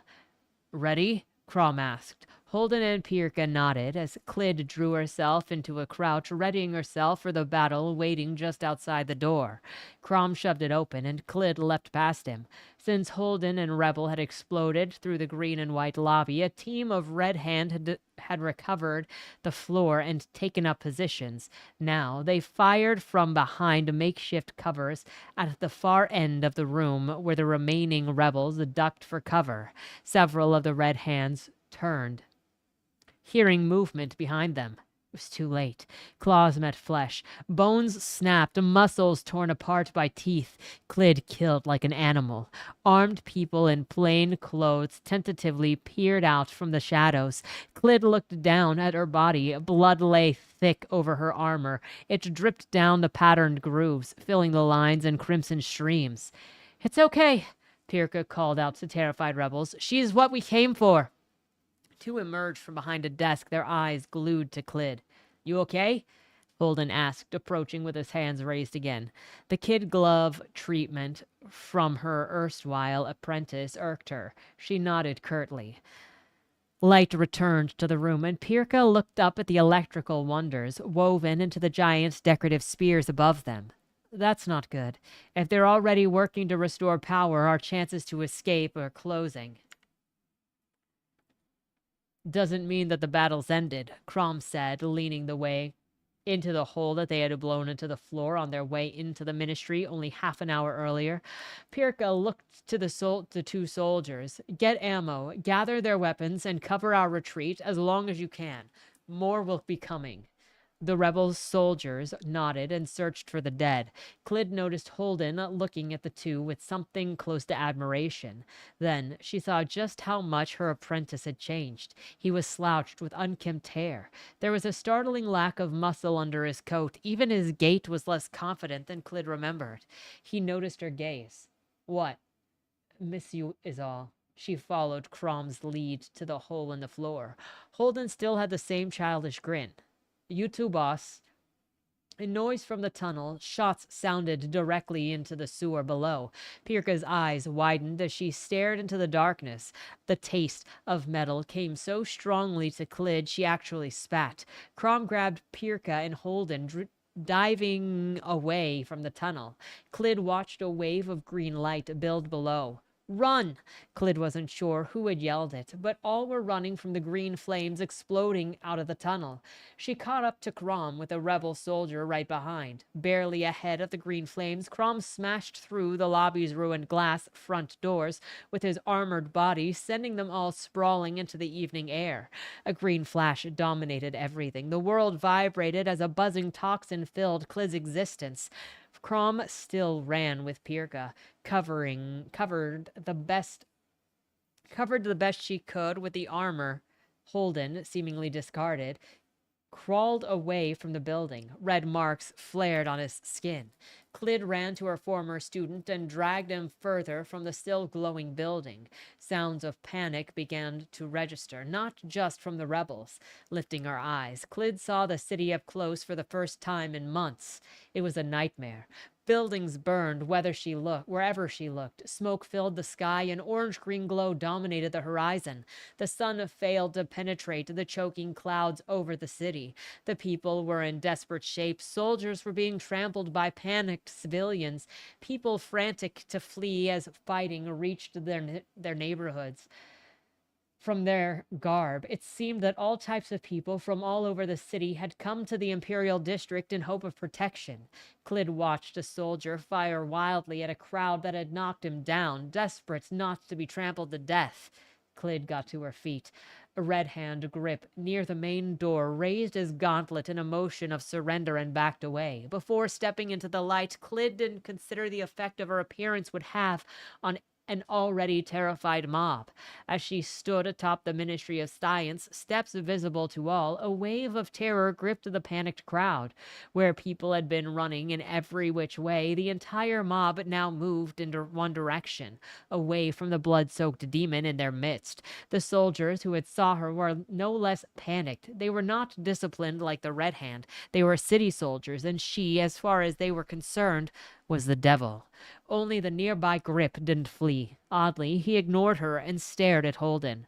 Holden went to his pistol before a look of recognition came over him. Join the wolf side? Join the wolf side. Also, nice catch. Grumble is a bunny.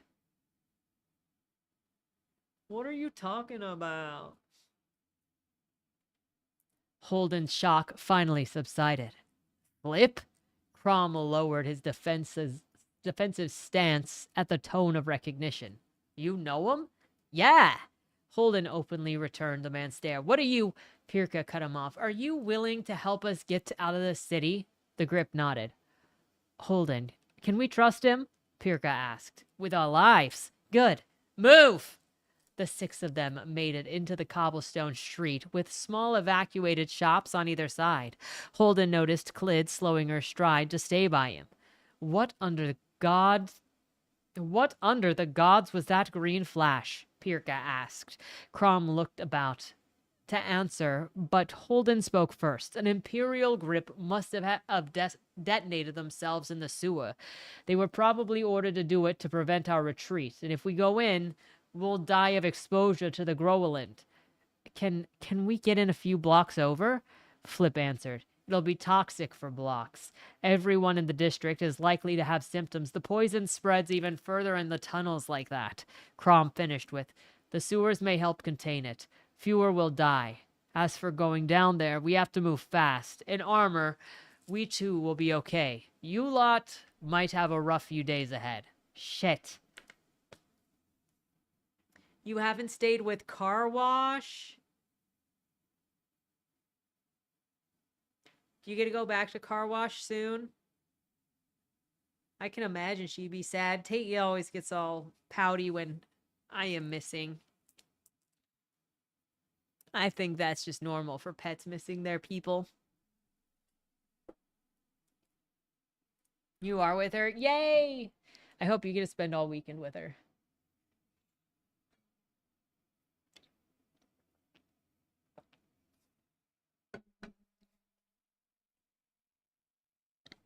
She was louder than usual. Yeah, she's trying to get your attention. Loud cats, am I right? As they rushed to the next manhole, Crom gave Holden and Flip a reluctant nod of approval. He glanced over to Flip. What the hell are you doing here? He thought.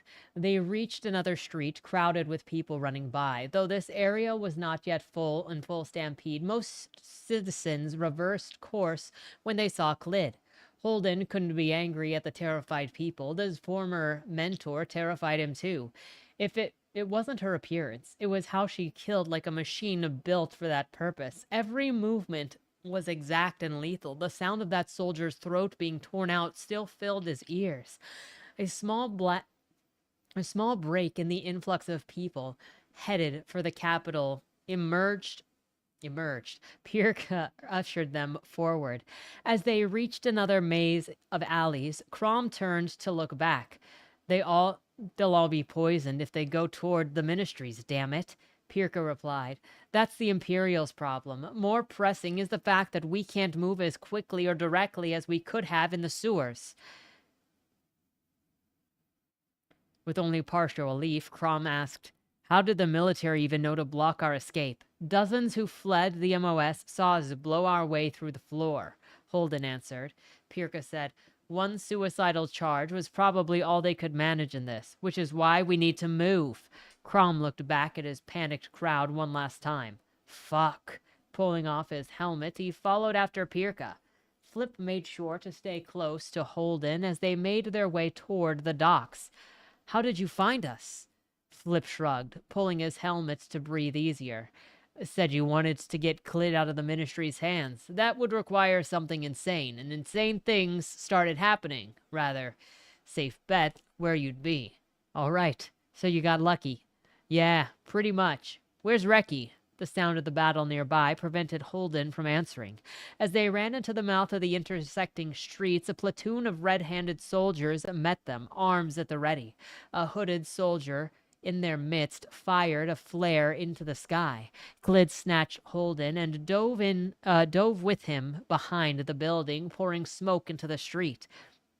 Seeing Clyd and Holden leaping for cover, Flip and Crom ground to a halt before hurling out of the shadows. Pirka didn't. As she intersected the waiting red hand, shots filled the air.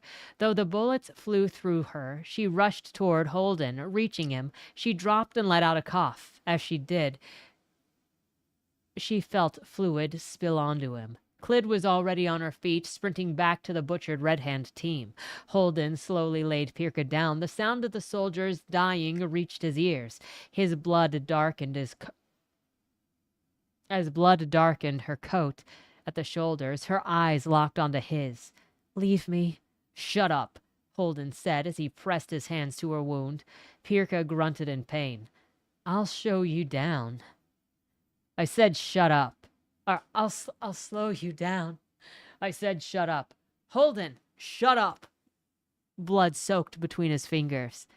Look down, Holden. He did. 2 more stains were spreading on her thigh and calf. Blood seeped through, dripping onto the stones. Flip!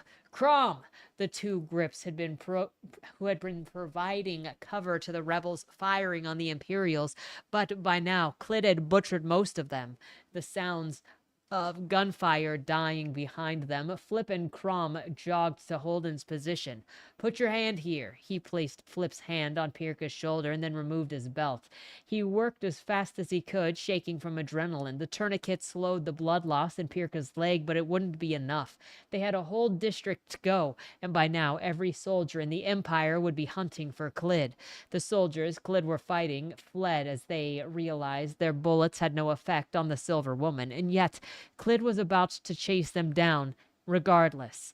Are you fucking crazy, Clyd? His call made her turn, murder in her eyes. That flare means that they are coming. Is she not invincible? Does she not just, he just was like...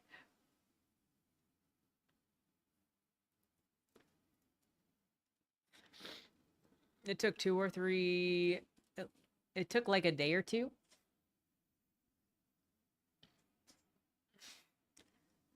He's like,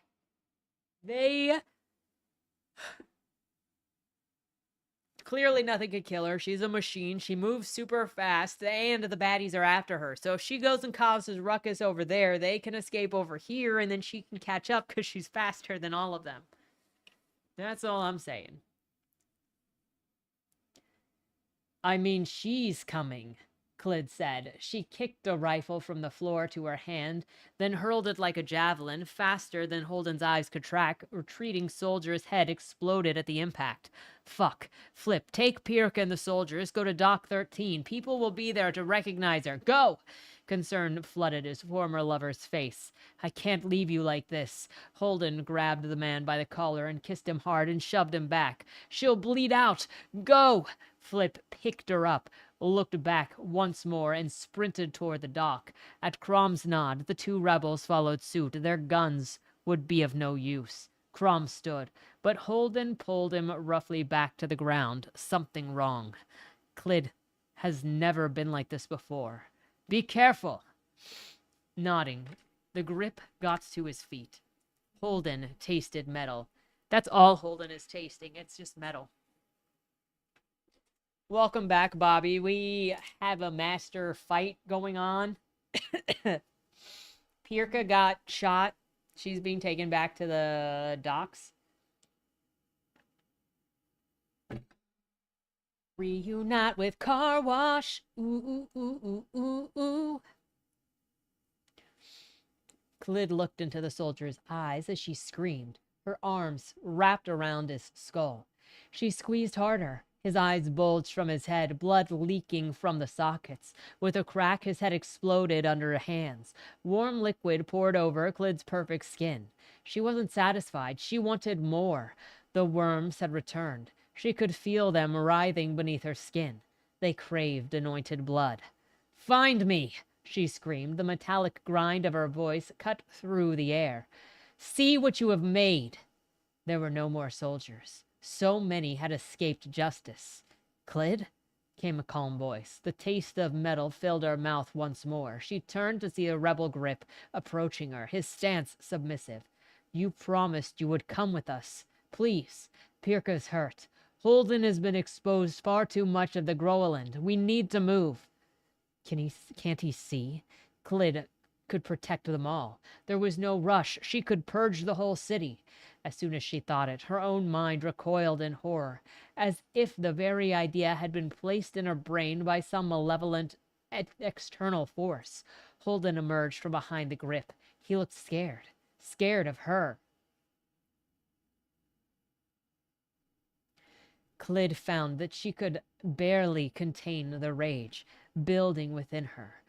Her claw was pointed threateningly at the grip. Then a voice consumed the night. "Rabbit." The voice boiled in Clyd's mind. "You escaped your cage." The white-masked man seemed to float in the roiling, polluted sky above, staring down at them from a slated roof. Even Clyd's eyes could barely discern the black cloak from the churning smoke. "You." Clyd allowed the anointed no more words. Stones cracked under her feet as she leapt towards Samuel's killer, clawed hands extended. Two creations of the Almighty collided. Clyd rammed her claws vertically into the anointed's jaw. Blood gushed over her hands. Screaming with delight, she pulled back and stabbed again and again. Clyd atop the anointed. They fell into the tiled roof. Rage dove Clyd to land blow after blow. She wanted to obliterate the woman beneath her. The anointed accepted the attack without resistance. "Fight me!" Clyd landed a right cross, snapping Avi's head to the side. Still, the anointed remained still. Clyd ripped away the vile mask. She froze at what she saw. Skin was peeled back from the woman's eyes and mouth. Her teeth had no lips to hide them. The anointed's skin was nearly transparent, the veins visibly pulsating underneath. "Creature," Clyd spat. Avi's grin was a mirror of the rictus mask. "Your husband." Clyd grabbed the anointed by the throat and squeezed. The blood sprayed as her clawed fingers punctured flesh. "Don't speak of him." The anointed's hands rose and calmly wrapped around Clyd's wrists. Slowly, deliberately, she pulled Clyd's arms away. "Your husband died kneeling to me. Remember that, rabbit." Spittle and blood frothed from the anointed's mouth. Fear stabbed through Clyd's heart. "No!" "Good luck with dogs, Bobby." Avi casually tossed Clyd aside, sending her rebounding off the roof. Spinning end over end, Clyd dropped from the roof, crashing painfully to the stone street below. Bullets didn't hurt her, but crashing on the stone street did. Excuse me, can we get a power check here? As she rose to her knees, Avi landed on top of her, slamming her back to the ground. Cracks split through the armored skin. It does sound so anime right now. Clyd struggled to take a breath as Avi kicked her in the back. She didn't see the blow coming. She felt the armor on her head split. The world spun. Weak. Avi's face consumed her field of vision. The gashes Clyd had given her were already knitting shut. After all of this, you're just another failure. They shouldn't have. But the words stung. Clyd aimed a kick at Avi, but the anointed was already a blur, dodging forward and stomping her down. The armor of Clyd's legs shattered like porcelain beneath her foot. Clyd screamed in pain as a white pus began to leak between the cracks in her armor.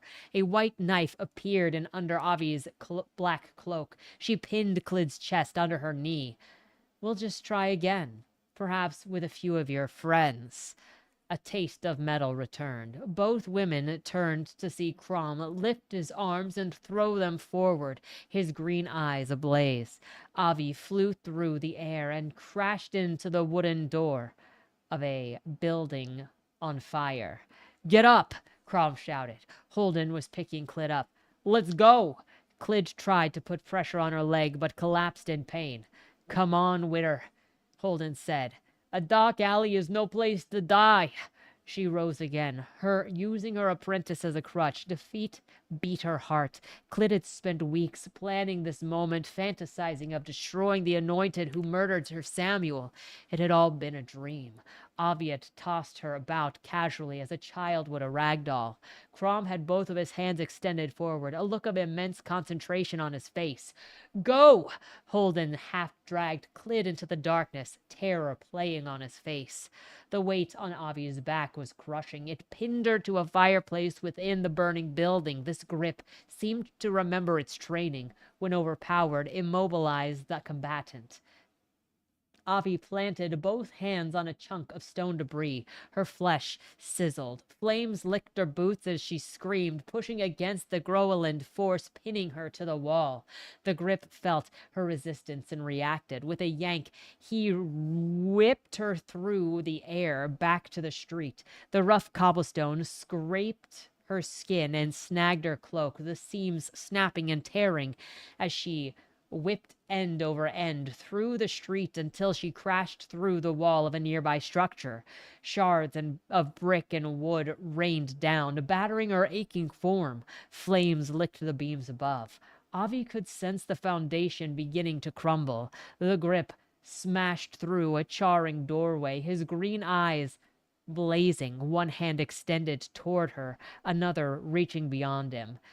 He was utilizing the mass of something that Avi could not see to hold in her place. Depending on his stamina, he could potentially keep it up for hours. Fuck you, she hissed, pushing up from the ruined stairs. Those green eyes flared, the weight increased. As she took a struggling step forward, the grip levitated off of the ground, adding his own weight to the force upon her. Avi fell to one knee. The floorboards cracked under her. She kicked off what footing had she managed to find. All at once, the grip released her. She stumbled forward, transferring the focus to the Groenland. He launched himself high into the air, flipping above her. As he descended, Avi felt the force return. Invisible hands grabbed her face, one at her chin and the other at her temple, and push. She felt the bones of her neck explode from the pressure. Her skull cracked loudly. Any normal person would have been killed instantly. The grip landed before her, his arms raised high. He threw them down, yanking her head to the ground with such force Avi's spine tore to pieces. Bye. The mocking word was followed by an explosion of force to her chest. After a peaceful moment soaring through the air, Avi collided with a car to the shoddy wood, shattering with the force. But didn't she just, rebirth herself, basically? So he's not going to be able to destroy her, even if he thinks he has destroyed her, because she'll just rejuvenate. Bones reknitted themselves. Avi's spine moved snake-like within her torso, climbing back into place. Sensation returned completely to her limbs as her neck snapped and popped in realignment.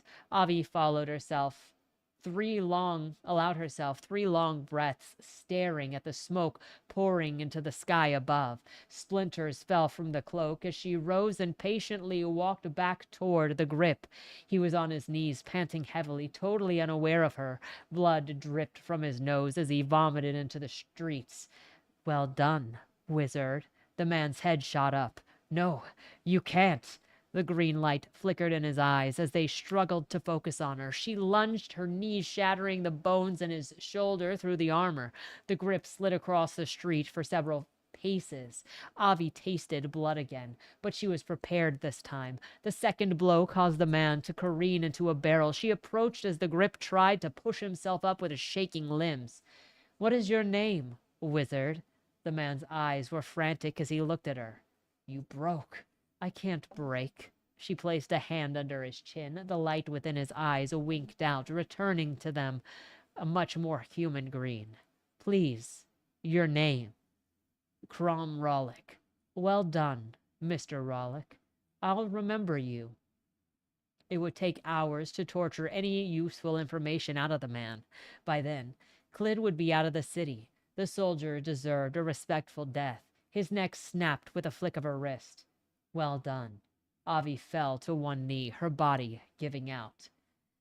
The city was the darkest that Holden had ever seen it. Both moons shone tonight, but their light was completely consumed by the black smoke. Occasional screams reached his ears. The military had taken back control of the city. Formations of the soldiers marched in the streets, and Holden had dragged Clyd from the dark corner to unlit street, desperately avoiding watchful eyes. Commotion a block over caught Holden's eyes. His heart broke as he saw two rebels kneeling. An officer's arm dropped and soldiers opened fire on the defeated men. The fight had turned. Once the Empire had even a little time to organize, the chaos had been overcome. Within the hour, Holden guessed the fight would be over. He kept the two of them moving, giving a wide berth of the distractions of the execution. To Holden's amazement, Clyd recovered enough to walk on her own. The only sign of the damage was a harsh cracking whenever she one leg extended. Was a harsh cracking whenever I think it's whenever her one leg extended, but too far. Clyd didn't appear to be aware of it. She followed Holden, lost in her failure. The smell of the dock gave Holden a rush of hope. Ships rested peacefully on the still waters. The only occupied ship was theirs. The three-masted vessel was united and ready to sail. Holden ran for it, with Clyd keeping pace. The deck crew sent down the ramp, wasting no time to draw back up once Holden and Clyd were aboard. Faster than Holden had thought, they sailed from the dock into the still river. The naval crews had mostly been called ashore to help fight fires. Only one patrol boat shone a light their way, but it was too far to do anything but note their departure. As their ship pulled into the open sea, Holden and Clyd watched the stars above the city begin to shine. How many died for me, Holden? Hundreds? Thousands? Not for you. He rested a hand on her shoulder. For what they did to you. The responsibility is not yours. He looked her in the eyes, their crimson color bright in the night. I'm not who I once was, Clyd said. This mind is new, virgin to the world. My thoughts, my emotions are not my own. You're still in there. What makes you say that? Holden reached into her pockets and removed a pack of cigarettes. There are a few tells. Clyd managed to smile as she took the pack from him. Holden, I was supposed to beat her. That creature. It killed A sailor in striped pants approached them. You're wanted below. Is Reki on board? Did Flip and Pirka make it? Aye, said the sailor before heading below deck. Make new friends, Holden? Aye, he said in his best impersonation of the sailor, and walked to the steep stairs below. Flip greeted them at the bottom of the stairs, blood staining his armor. She's stable. Stubborn woman won't even put her head down despite being pale as a sheet. She's demanding to see you. Thanks, Flip. Holden moved past him to the crumpled hall. The other grip. Did he make it aboard? Holden met his gaze. He stayed behind so that we could escape unanointed. Anger flashed in Flip's face. The fucking creature came to my home. You'll get your shot at her, Clyd said. Flip nodded. Oh shit. We're moving? My house? Holden squeezed Flip's arms. Probably burning. You can't go back. The grip looked deeply upset for a moment before letting out a long breath and heading back.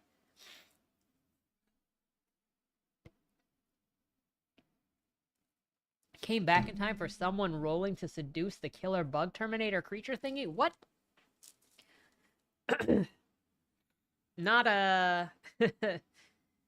not Holden, because he's still into Flip, and also creature bug is his mom.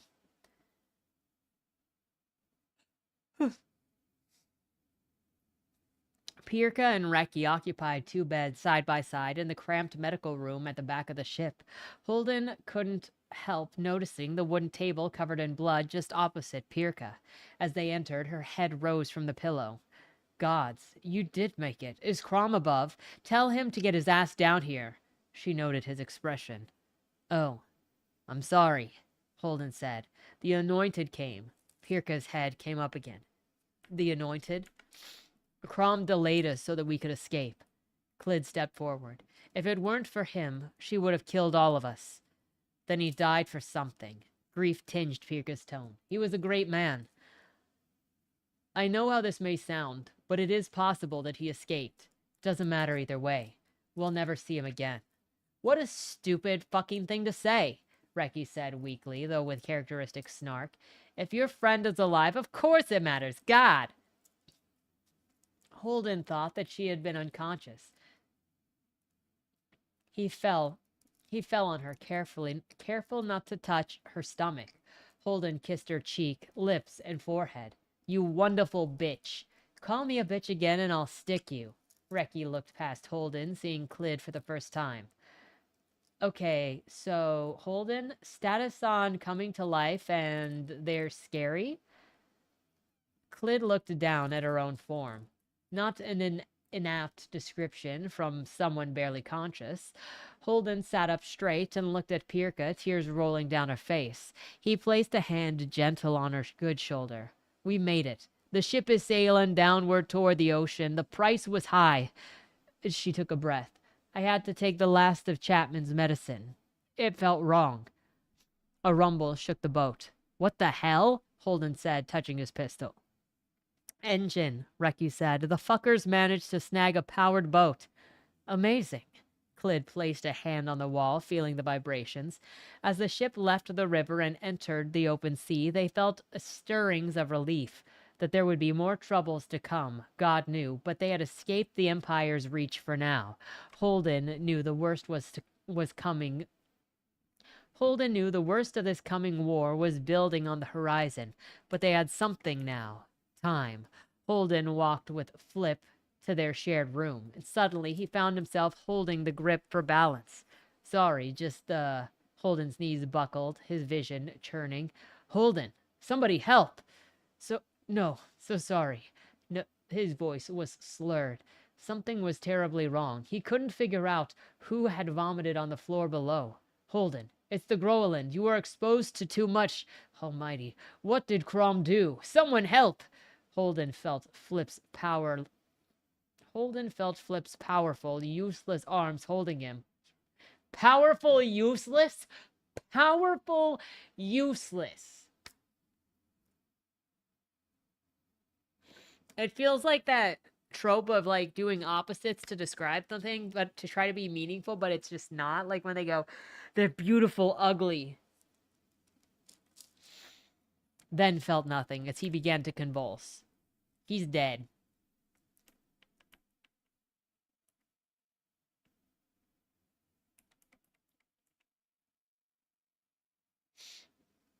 I don't know if we even need to read the epilogue, quite honestly, because this just suggests that there's going to be more. I don't think that there's actually going to be more. It is just obviously not dead.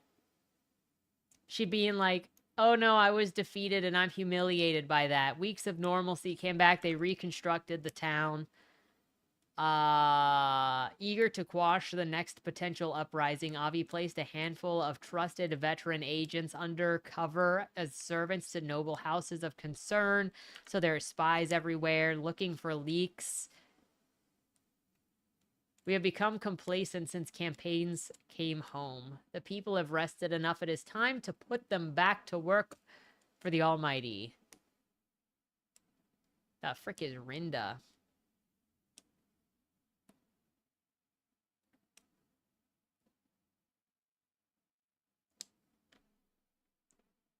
Are the fighting pits still active? Indeed they are. We got fighting pits.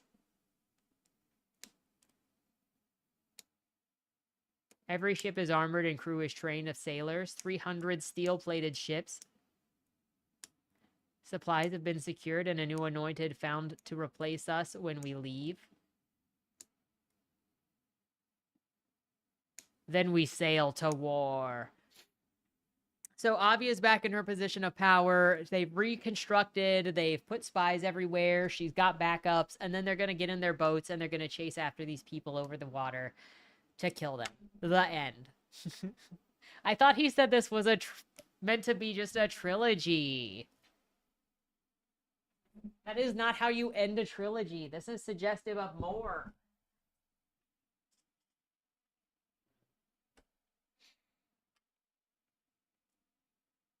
The rebels had succeeded wildly. I wouldn't say that they succeeded wildly.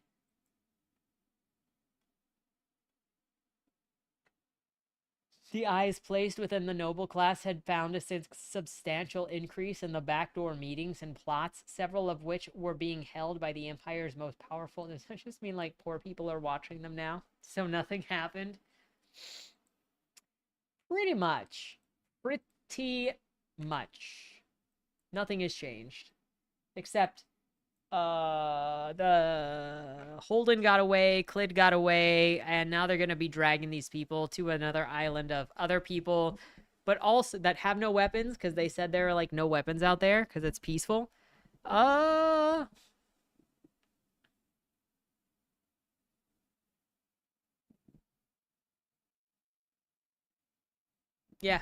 I don't know. I don't know. I don't know how these people have not conquered the world yet either. They seem they seem like something. Anyway, that is all for tonight, you guys. Rebels Creed is over. What was Rebels Creed? We didn't even know. What was the Empire trying to do by creating the Clid monster? I don't know. You'd think that there would be some level of brainwashing involved in that if they meant to make the Anointed, like, assuming the Anointed is also something that Clid is, then you would think that there would be brainwashing involved in order to make the monster creatures obedient so that they didn't go rogue like this. It feels very not well thought out. Anyway, I'll continue those thoughts later, maybe. Clid monster. I don't have another way to say it, okay? Anyway, thank you everybody for being here. Next week, we start Yigao Chan's book. Well, one of Yigao Chan's book. His Lime Tale. So, be here. He is always brilliant. Anyway, see you then. Have a good weekend. And don't die. Lime's Fable. Oh my gosh, Lime's Fable.